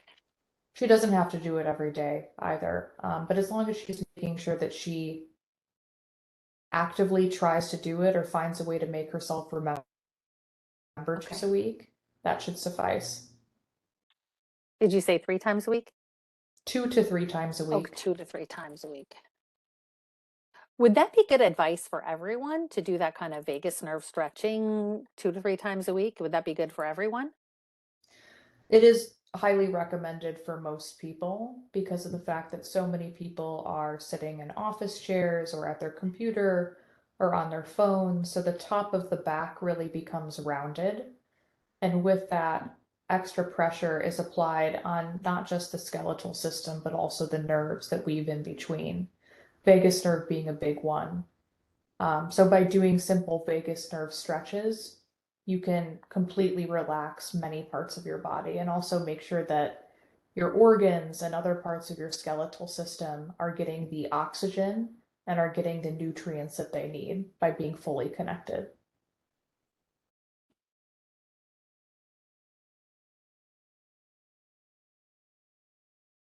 Got it. Okay. Um, and then I meant to ask earlier, you just kind of reminded me, would it be beneficial for her to do something like acupuncture or chiropractic treatment? Would that be good for her physical body? Acupuncture is worth a try. Um, Chiropractic she's done in the past. It's been really good when she's had specific situations she's needed it for healing and or for an injury or two. But acupuncture is something that's been on her mind to try, and it definitely could help. It also helps with emotional blockage as well. Okay. Specifically, she should be doing it around the back of her neck and her upper back, where a lot of that tension, a lot of that masculine rigidness is kept as well. Okay. All right. And sometimes she takes a medication called Adderall and a supplement called SAMe that helps motivate her and give her more energy and excitement in her life. In scanning her body again, are you able to tell her what needs to be healed or balanced in her body to give her the same effect that those drugs do, but without the drugs? Or maybe you can balance something. So, when it comes to the drugs, without the drugs, there is nothing in nature that will make you feel quite like those drugs do, which is Adderall specifically a rush of excitement feeling. It is exactly that. It is a rush of excitement, a rush of synthetic energy, almost an anxiety inducing, which is not in vibration with peace necessarily. And she doesn't need it to do her tasks or to carry out her day. Two things that she could do to help herself is to exercise first thing in the morning to have more energy for the rest of her day, and also to have more fruit in the morning. Smoothies would be a great idea for her to make at home. If she doesn't want to make a smoothie, she can simply eat the berries that she's been eating lately, but eating them on more of a consistent basis rather than only once, maybe twice a week. Fruit will be able to give her more of that life energy. Okay.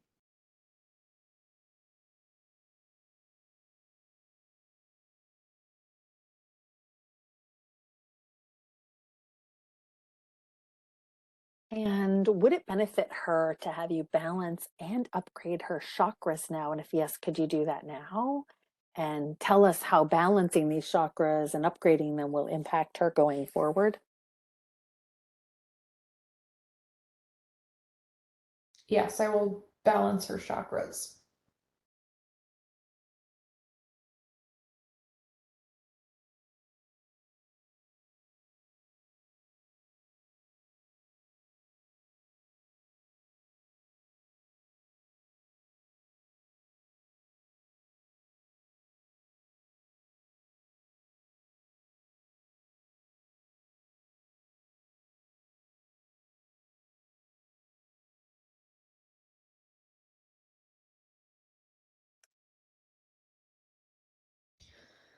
The best way for her to balance her chakras is to imagine first where is the discomfort that she is feeling in her body? Which chakra is she feeling is stuck?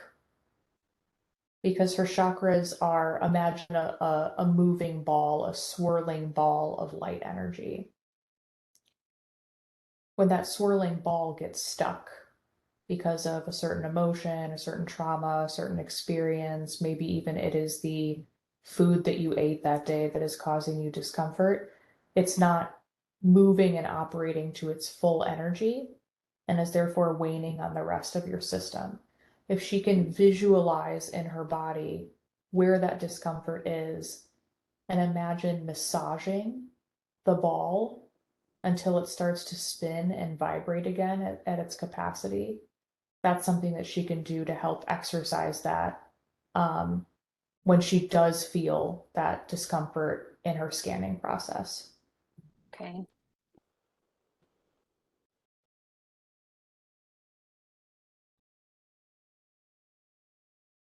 So it would be good for her to scan her body every day? She doesn't have to do it every day, but when she is feeling unwell or when she is feeling a source of confusion or anxiety, she should do it.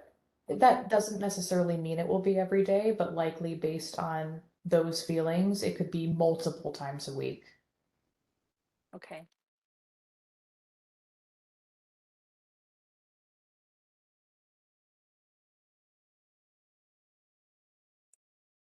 And switching topics, what can she do to be the best big sister and help her younger sister with the challenges that her younger sister faces?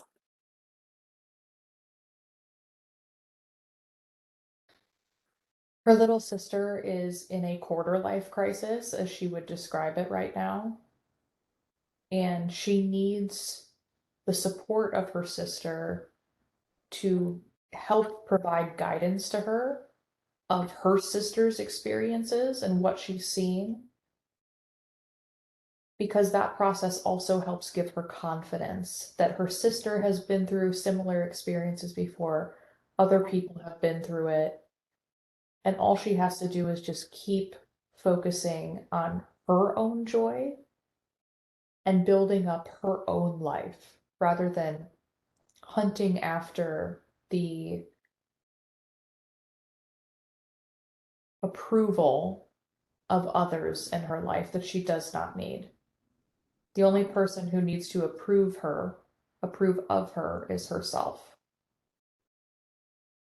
So the best thing that her sister can do is continue to show her how to do those things through example, but also by introducing her to new things, which she has been doing. She can continue to do more of it, introducing her to the volleyball league that they're both in now, introducing her to new books that open up her mind about confidence and the way that she can view herself and her career and how to not take shit from anybody. Reminding her of all of her good qualities and why she is funny and why she is so smart and that things will get better.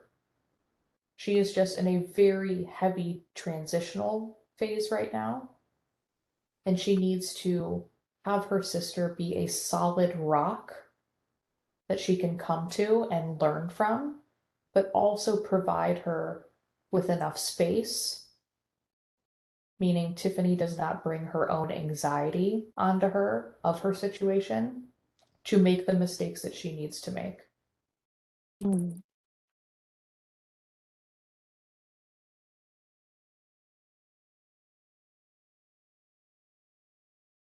got it.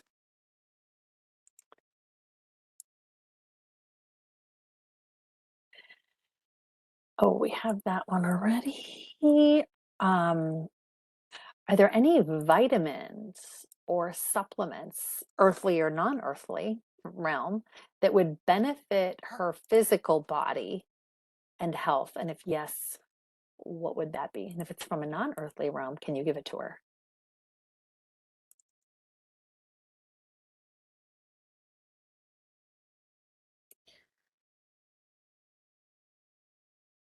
There is a purple gelatinous plant or a plant-like herb that exists that keeps coming into my mind right now. I don't have a name of it.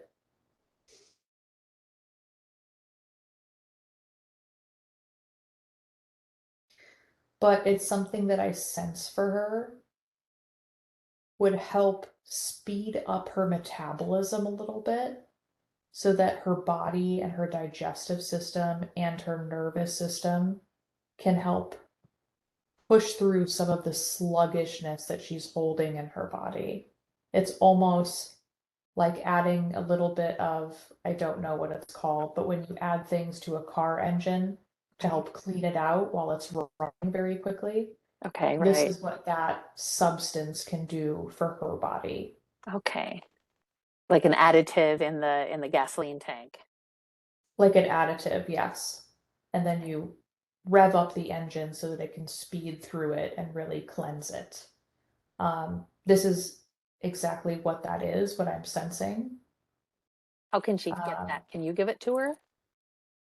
the only way is if I give it to her. Yes, so I will do that. Okay.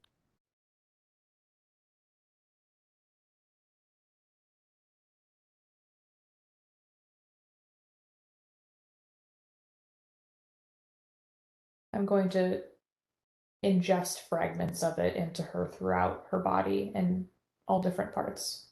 Okay.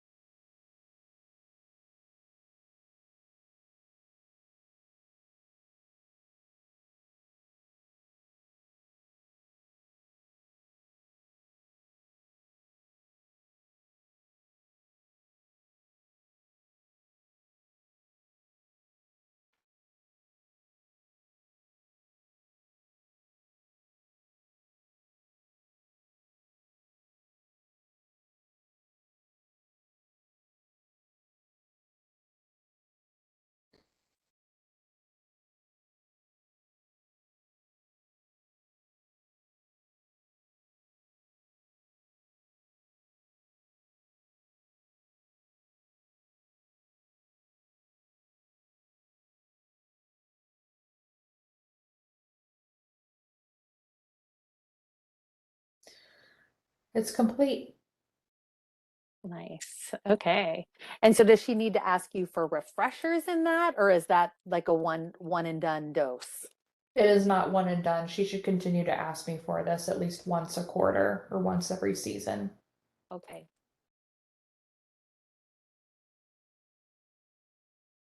And what about just kind of in general, could anyone ask their higher self for this kind of plant or herb, or just would it be better to just say whatever would be best for my body now? Ask, whether if it's something off earth, and then, or is there a specific way people could be asking their higher self? Kind of just because this is kind of a new topic for me. I don't know how to guide and lead people on this type of thing. The way that you asked it is correct. You should specifically ask for what is meant for their body based on their needs. This is not a one size fits all. In the same way that you asked about almonds being good for Tiffany, almonds aren't really that great for Tiffany, but almonds are great for most people, right? It's the same with anything in the universe. You have to ask what is best for their specific needs. And so how can someone be confident that they're actually getting it? I mean, be like, "Oh, I'm just making this up," or like how do people know if they're actually being heard and receiving it? They have to trust the process. Physically, they're not going to feel it moving within their body, depending on what the actual substance or tool or piece is. They're going to have to trust the process and try to align with that vibrational place of healing and feeling like you're being touched and healed by source energy. That is the best that they can do for themselves, since they're not going to feel it physically as if they're putting an ointment on their skin or swallowing a pill that they can feel in their esophagus. Um, they will have to imagine and visualize it, but also try to tap into the source energy of healing. Okay. And just kind of taking it off from there. How does one tap into the source energy of healing? You have to imagine care and compassion. One of the best ways to start that is to imagine someone you care about or someone that you have taken care of in the past. Imagine a sick loved one, right? You've, blotted them with a cold washcloth. You've taken their temperature. You've given them a bath if they've needed it. You've cooked them a meal while they're not feeling ill. Imagine that same exact feeling, but feeling that towards yourself as someone else, as source energy is giving you that same exact treatment. Mhm. You are feeling as though you are the recipient of that healing and you are welcoming and open to it.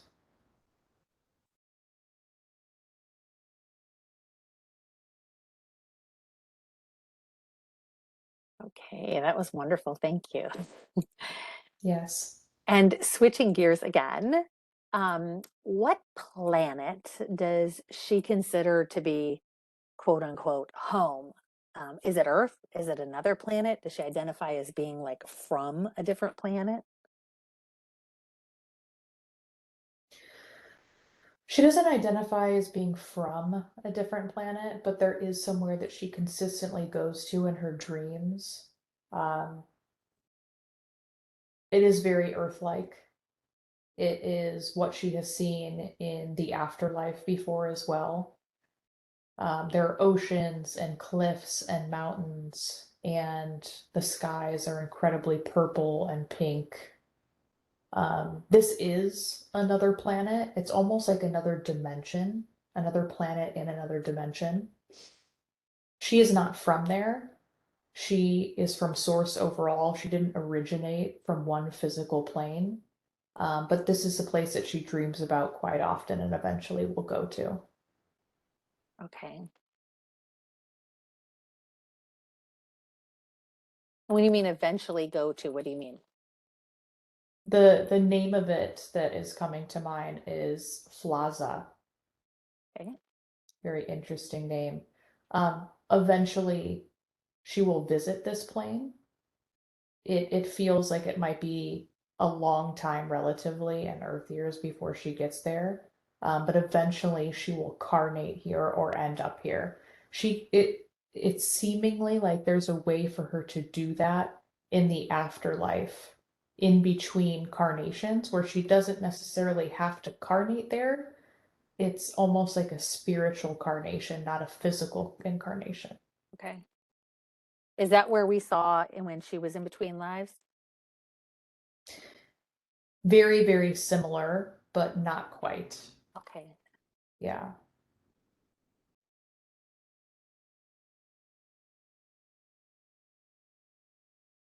Okay. Um, who on her spirit team wanted her to do this session, and what did they most want her to hear or learn?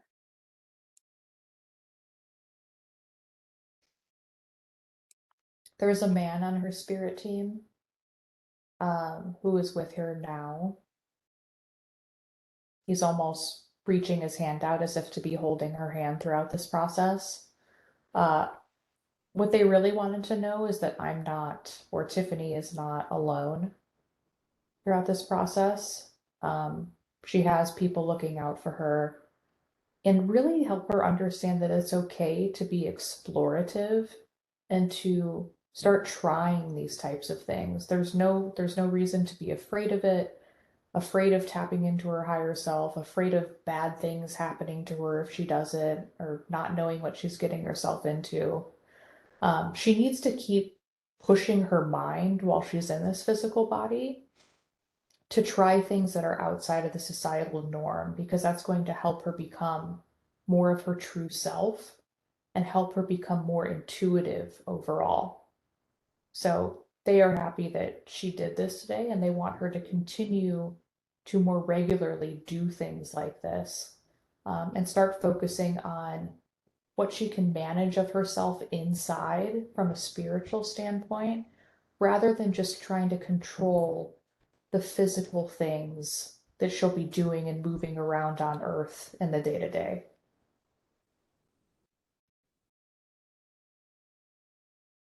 Got it. Um,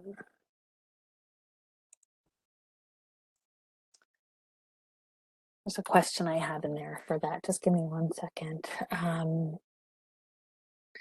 Push her mind outside of the societal norm. Continue to do things regular like this. Focus on what she can manage of herself from the inside. So is that like what we talked about early, turning our ears and our eyes inside out? Yes, exactly. Focusing on her perception more specifically is going to help her greatly. And trying to shift her eyes and her ears from the anger or the pain or the confusion that she might feel and try to take a step back and look at the bigger picture of things and where this all fits in, what lessons she can be learning, what other lessons other people are probably trying to learn, and how she has to leave space for that. But yes, she needs to focus more so on the management of that perception and snapping herself back into the place where she's not going to hold on to all of those negative feelings as much. So when she focuses on that, a lot of the daily activities that she does, the experiences that she has, the arguments, the decisions that she has to make on the earthly plane will be a lot easier for her if she just focuses on the lessons rather than, the box that she's in on Earth right now, so to speak.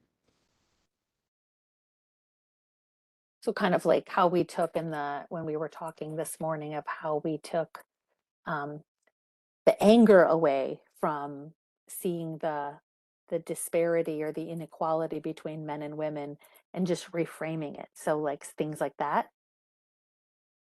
Yes, that's a good example. That will probably be one that she has to keep working on for herself because she feels very deeply about it. So it's something she'll continue to work on, but it's going to take time for her. In general, though, she needs to start focusing more so on her reaction to things and study her reactions to things so that she can understand why she's having those emotions and understanding at the same time, why am I having these emotions over something that I cannot change? Mm, right. And so, like I said earlier, is it correct to say, what is it in me that I can heal or work on that's causing me to get triggered by that external thing? Is it kind of like that, working on that? Yes, that is a very enlightened way to put it. Okay. What is it in me?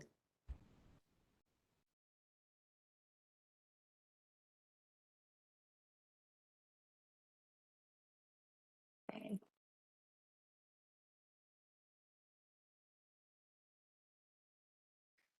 And are there any other messages that you want to share with her before we end this session?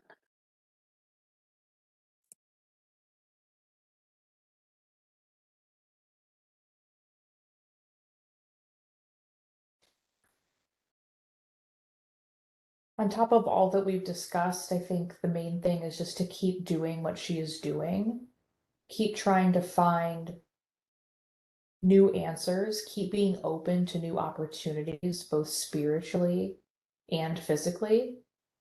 Don't be afraid to keep looking inward and explore yourself um, and explore what your spiritual team can help you do. So, on top of the other things that we discussed upon increasing communication with her spirit guides from a higher vibration and a place of peace and joy, continuing to take that same energy and do that for herself as well.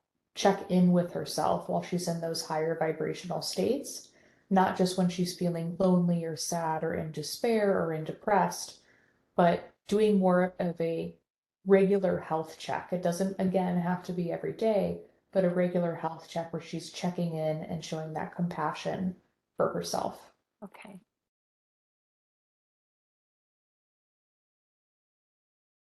And if she takes all of the information that she's learned and gotten from this session and puts it into practice in her life, incorporates it into her life, how will her life be different going forward compared to what it would have been like had she not done this session? She'll be removing a lot of the roadblocks that keep her stuck for as long as they do, because she'll be able to work past them faster by realizing that they aren't even really blocks at all. She just needs to change her perception, as we discussed before. Um, on top of that, and because of that, she'll just feel more peace overall.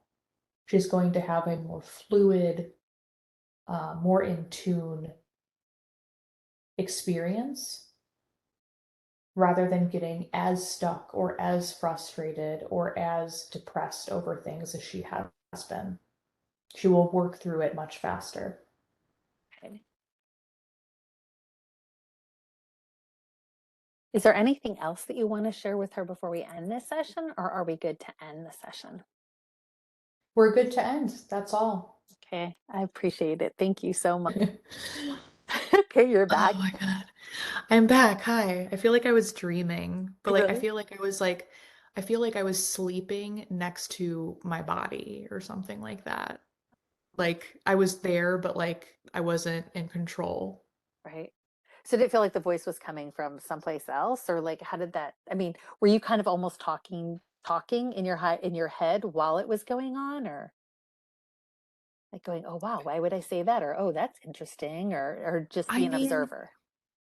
yeah, I mean, it was like coming out faster than I could really think about it in some cases. Mhm. Um,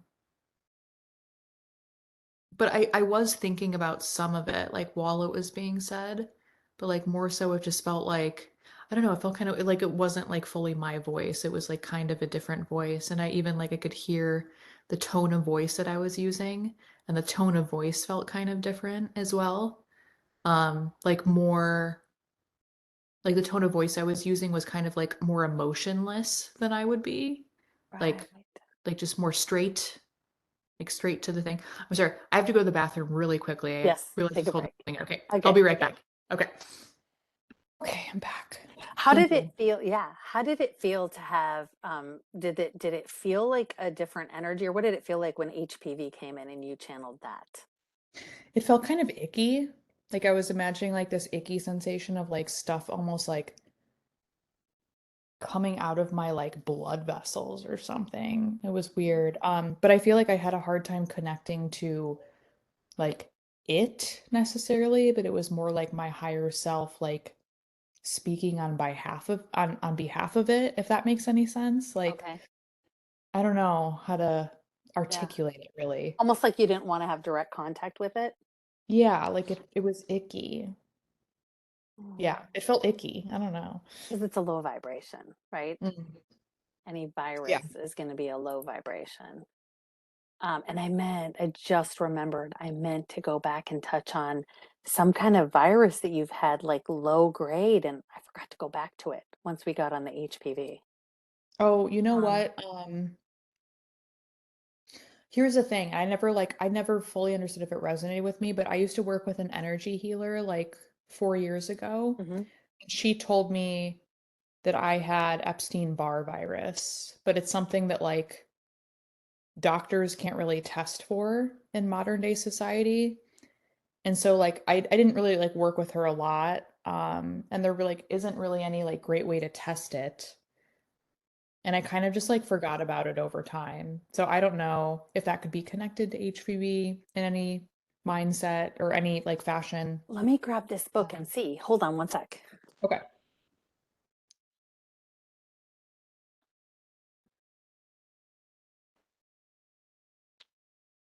Let's see if it's in my metaphysical anatomy book. Epstein Barr. See if it's. I thought I've seen it in here before, but I can't for sure remember. I feel like the title of it came out in like the 1950s or something, and they almost gave it to like a lot of, oh, it looks like it is a herpes virus. It's a member of the herpes virus family. Yeah, because it's not in this book. But I wonder if I look up herpes though. So let me look. Are herpes and HPV the same?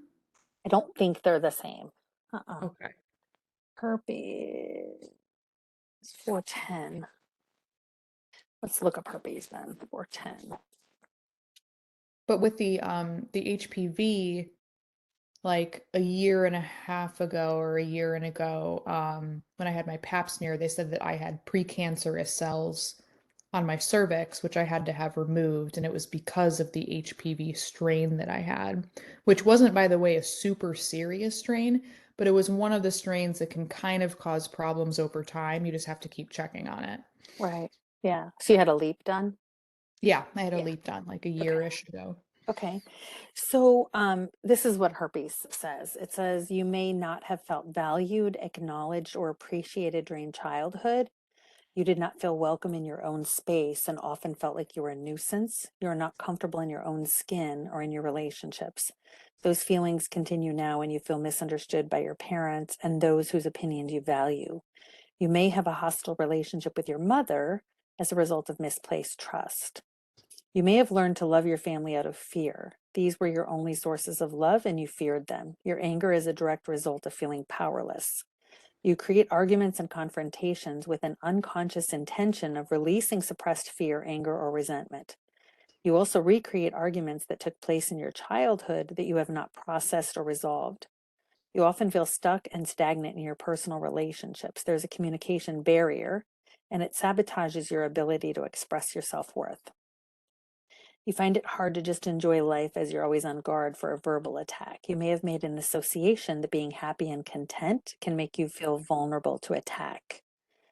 You are always on guard and ready to defend your position. This may be a result of a childhood pattern where stress was high due to influences of from a sibling or outside stimuli. Maybe religion. I don't know. There was not enough time to be happy. I mean, this is like one of the most spot on things I've ever read about my past and my childhood, like 95% there, not Yeah, 100%. yeah, Like, I don't know if I'm still bringing up arguments today that I've had in my childhood. Maybe the probability is there. Um, but that is like really interesting. That's like yeah. very Yeah, this on book is really point. good. Yeah. So, key points. What do you feel guilty about? Well, we already talked about guilt and shame, Yeah. like about the money and having the ability to do Yeah. these things and whatever. And that's Right? like primarily it. I mean, like the guilt and shame around that, and then Yeah. like the shame around like the abusive relationship I was with when I was younger. Like I just have shame that I even like was a part of that at all. Yeah. Not guilt, but like it's shameful. So, Yeah. And then it says low self worth. You may feel that you do not deserve any better than what you already have. Low sexual self worth. Who made you feel ashamed of your genitals and sexuality? Is that a thing at all? Or no, did he do that? Did he ever shame you like mm, that abuser? yeah, And definitely here or there. Um, yeah, it wasn't at the forefront, but there was definitely like a couple times that come to mind where I felt like specifically shamed about sexual stuff. well, here's another one. What do you regret in your life? That relationship, Oh yeah. Oh yeah. right? So, regret. You seem to feel that when you say no, it will automatically attract a fight, abandonment, or ridicule. How does that make you feel? Explore the associations you've made when setting boundaries. Is this a pattern that either parent has had? Herpes is often a result of trauma related to worthlessness, feeling pathetic, and being made to feel ashamed, insignificant, or devalued, especially if you're in the company of the opposite sex. Hmm. Um, your family may have been emotionally absent, leaving you with the feeling that you only got the last bit of energy that your parent had left after dealing with everyone else. How did this make you feel? Yeah, Um, the that's guilt, spot on. maybe the guilt and shame work. So you were told about releasing him with Hmm. with of the by with complete forgiveness, right? Yeah. So you were talking Yeah. about that. So do you remember pretty much everything your higher self said, or you think? Again, it felt like I was in that dream state when you're like about to actually fall asleep, but you're kind of in the place where you start seeing things and you start kind of Yeah. dreaming, but you're not asleep Yeah. yet. That's kind of how Yeah. it felt. And I usually can remember stuff in that phase. So I feel like I can remember like most of it. What did Um, it feel like to channel the law of truth? That felt a little bit different, to be honest. Like I wasn't sure if I would like feel that there was like a difference or whatever. Um, I don't know. I don't know why I feel like the law of truth was like kind of funny or something. Yeah. Like it like made me laugh. I forgot what was said exactly, but it was like, but it's like they had Oh, an about answer needing right more away. sex? I think it, No, yeah, was that your higher self who said that, or was that the law of truth that said that? I can't I remember. feel like they both said it, but for different questions on different topics. Yeah, you need more sex. So you Yeah. just go to your husband and go, guess what? Yeah, I know, You need to right? step it up here. I'm sure he'll be so bummed out. Yeah. He'll be like, can you Um, do another session? yeah, right. When do you have another one scheduled? I know, I know. Well, he was even joking when I was on my lunch break. He's like, "Oh, I'm gonna call her. I'm gonna find her number. I'm gonna call her and be like, listen, you need to tell my wife some." Like he's just like totally messing with me, and we were laughing. But yeah, Yeah, but um, I thought that was really interesting. So I asked the question and then I went back to the same questions and said, okay, this is what the law of truth said. Do you have anything to add to it? And I thought that was really awesome to get, because we got totally different answers from the mhm. law of truth and your higher self. So we got a more round answer I by can't having remember who both said sides. what. I don't remember who I said wrote what. it in Yeah, parentheses. I wrote in awesome. parentheses, I asked your higher self the same question and then I put the answer next to it. Okay, okay. So I How did did do it that. how did it sound for like you? Like, do most people like say as many words as I said, or was I more You said a quiet? lot. No, you said a lot. I was A having a hard lot. time keeping up. So you're going to see tons of spelling errors in here. Yeah. And if you want every single word that was said during here, you're definitely going to have to listen to the recording and go fill in the spots because I Oh, couldn't yeah. keep up. Like I couldn't keep up Okay. Okay. because I didn't realize it you was were a very lot. wordy. Yeah. Well, it's not that you were like very wordy. I mean, you were wordy, but the answers came really quickly. And I type really fast, but I was having a hard time keeping up with you because the answer would just go blah, blah, blah, and it would Yeah. just be out. And I'm like, ah. Funny. um, but yeah, you got a lot of great direction on moving and the whole kid thing. That was Hmm. pretty cool. Yeah, I remember most of that. And that's like that made me feel peace because it's like it could, if you like change your mind and you really want it to, and you feel like you're in the right place, like you can do it. Right. And you could be like, the sense that I got is like, you could be great at it if you want to do it Mhm. when you want to do it. But like, don't feel pressure because there's other opportunities for your soul to have that experience and you've already had it. So, like, don't worry, it's okay. Yeah, it's not like you've never had the experience of being a mother because we know when your higher self talked about going into that life in the 17 or 1800s, it Hmm. specifically said to be a mother. So you Yeah. were a mother in that lifetime too. So it's not like you've never been a mother before. And so our soul likes variety. And so I know we've all had lives or will have lives where we choose not to be a parent, Yeah. Yeah. right? Okay. When what things she can do to keep her masculine and feminine energies balanced when she's feeling stressed and anxious, she wants to control.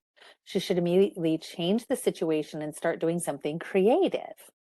It could be as simple as painting, as she's been doing Mhm. recently. It could be making a meal. It could be calling one of her girlfriends, talking about their days. She needs to tap into her fluidity of creativity and love in order to get out of the control, hyper focused mindset. So it's almost like a kid distracting them with something else, right? When they have a tantrum, you know? Yeah, yeah, I can see that too. But like That was, that's actually one thing that I was telling myself like 2 years ago and then a year ago. I was like, I really want to get I have this like desire to get more creative with my hands. I don't know what that looks like or what that is, but I want to like use my hands more. And I've been doing that. Like I randomly painted this whole room last week, but I found it like so soothing and fun. And like I just started doing stuff around the house. Like I started like making little sculptures and like putting little things together.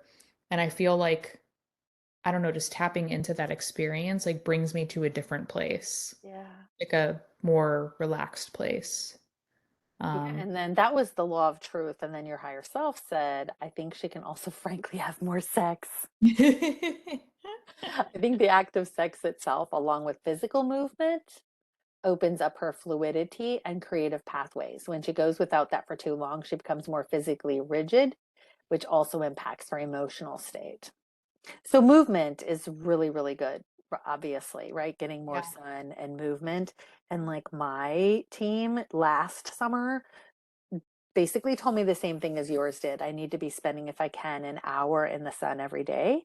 And then Mm-hmm. when I was sitting out there in the sun, they're like, okay, now you need to start like stretching every day. And so they're like, we know that, you've been wanting to go back to the gym, but you don't you want to go back to the gym, but you haven't been going back to the gym.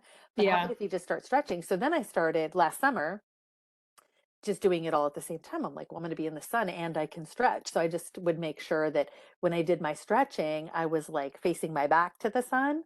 And then when I sat, by the time I got done, I would sit down in the chair and get the other half hour of sun with my on my front side. But oh my gosh, like my skin was glowing, and Yeah. they were telling me so many health benefits that we get from the Well, like sun. we're so taught, and like I'm naturally a pale person. I have a little bit of a sun going on right now, but like we're taught that the sun is so bad for you. And of course it is in surplus, but like it feels so good. It makes people happy. It can't be Mhm. that bad if it literally lightens people's moods, Right, which everyone has known for 1,000 years. Like, right. yeah. Right. Yeah. Yeah. But that and stretching are like two huge, and water, lots of water, like were Mhm. some of the huge things that they gave me last summer. And they said, set your intention when you're out in the sun. Set the intention that it's going to replace the fluid in between your vertebrae, that it's going to repair slowly, but repair the degenerative changes in your spine, that it's going to cleanse your blood, that it's going to strengthen your muscles, strengthen your bones, like give you the vitamins, minerals, and nutrients that your body may be missing, that it's going to hydrate you. Like set the Yeah, intention for all these things. So I do that all the that's time. awesome. Yeah. Yeah, I could start doing that as well. I'm gonna go be in the sun after this for the sun that's remaining for the day. But Yeah. yeah. So are you glad you did it?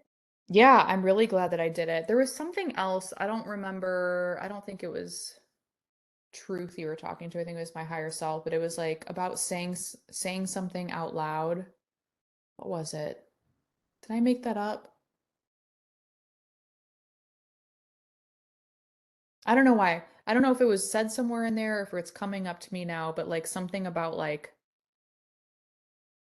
speaking out loud maybe to my guides or like not being afraid to like I don't remember. Either way. Well, we were talking earlier about speaking everything out loud and talking to your guides and Oh, reprogramming that's yourself that right. way, See, it right? all We were blended talking. together for Yeah, me. that's okay. No, but we were talking about speaking it out loud. But yeah, constantly speaking to your team because they're Mhm. always, always, always there. But then anytime you have like a negative thought or anything like that, to just be like, oh, no, no, that's not the way it is, Tiff. This is the way it is, right? And that's how you get to work and build your higher self muscle and not your ego muscle as Yeah, much, yeah. right? And not have Okay. that one be controlling you. But yeah, so your higher self totally agreed with me and said, yes, asking yourself anytime you get triggered or angered or irritated by anyone, husband or anyone else, what is it in me that needs to be healed that would cause that to trigger me, Mm-hmm. right? That Mm-hmm. I'm telling you, like that totally works. I started doing that and it did not take long before I just stopped being triggered by things. I mean, it's Yeah. so infrequently now that I get triggered by anything, right? I mean, even crazy stuff like my rebellious 15-year-old daughter will do. Like, it takes so much for me to get triggered. I'll That's just be so like, nice. I'll just be like, well, why did you choose that experience? Yeah. That was interesting, right? You got Yeah. consequences, but I'm just curious, like, why'd you choose? Whereas other parents would have been like, "Ah," like Right, right. really, really enraged. I'm just like, well, that was an interesting choice. Like, why'd you choose that? You know? Yeah. But because things just don't trigger me anymore. And I don't know if it's the fear of knowing that I'm going to go in the closet afterwards and go, okay, what is it in me that needs to be healed? Right? That would cause me to be so triggered. Like, I don't want to have to take the time to do that. Right. So I just don't get triggered because I don't have to go there. Right. I don't Yeah. know if that's it, Well, but until I'm ever at that point, hopefully I am at that point, I'll just like scream into a pillow if I need to sometimes, which honestly for me feels really good just to like let all of that out into Yeah. a pillow. It feels amazing. Yeah, absolutely. Do that and then just be like, okay, why did I have that energy stored up in me? Why did I let that energy build in me? Like, what Yeah. is it? What Yeah. do I need to heal? What do I need to address? Because I don't want to feel that way. Like, I don't want to have to get to the point where I need to scream into a pillow. Right. Like, how can I just not be that way? Right. Yeah. But when Yeah. you're there. Right. It's just like when everybody else is where they're at, that's where they're at. Mm-hmm. Right. We're all learning and growing. But anyway, that was super fun and super interesting. Any Yes. last comments or I don't think so. I mean, we talked so much about everything. Just thank you. Like, thank you. This is like, I've never done anything like this before. This is so enjoyable. And you made me feel so safe and like mm, taken care of. And you had my best interests. And you're very curious and you've done the work, right? And like that shines through. So like, just thank you for letting me be part of this yeah. experience. This is great. You're so welcome. And I apologize for my daughter's little dog. She has a chorus concert tonight because otherwise she would have had her dog out in the other room with her. And there were people walking by, and of course the dog was like and a little low, and I'd be like, "Cha," like that, I'd I mute don't it even first. remember that. Okay, good, because when No. you watch the recording, you'll hear her a little bit. So I apologize, but yeah, she stayed after school to the tourist concert. And so if I leave the dog out there, she'll just be barking like crazy at my door and scratching. So it's kind of like, oh, Trust me, better I've worth it, got two right? cats. I've got two cats, and it's a shock that you didn't get to see them during this Oh, wow. because they've definitely been screaming out. They don't like it when I'm in a room by myself. They need to be in there. Right. These earphones saved the whole thing. I didn't get Yeah. to hear them at all, which is nice. That's good. That's good. Well, when you go listen to the recording, I'm glad it didn't disturb you or bother you. But yeah, it was really, I was a little kind of like just getting annoyed with her. Like, what? It's like incessant this whole session. Like, why are you doing this? And then my son came around. I don't know if you can see this door. I got a door here that goes to the outside. Hmm. Um, he came to the door and he's like tapping on the door, and I'm like looking like, what? Like he knows I'm in a session. Yeah, yeah. Oh my God, like what is it today? Like what is going on? This normally is not like this. So anyway. It's me. Oh, also while we were doing our session, a stray cat walked by my window that I haven't seen in like 4 months, and I was like, "Oh, hello." I was like, is this a good omen? What does this mean? Hi, buddy. I haven't seen you in a while." So Wow. maybe we're just Wow. attracting everyone around us right now. Right? The animal's going crazy. You should have told me you had cats because we could have asked your higher self if they had any messages for you, if they needed anything. We could do a body scan on your cats. Like there's all kinds of stuff we can do for animals too. So I actually thought about that on the lunch break, and then I forgot about it once we started. Yeah. I was like, "Oh, can we add this?" But we could do that next time too. Yeah. Yeah. You Yeah. If you want do, to do another session, absolutely. will you do shorter sessions like Yep, let's we talk went about that through? after I hit the end on the recording. And Okay. thank you for sharing this on social media. And we'll talk little logistics like that.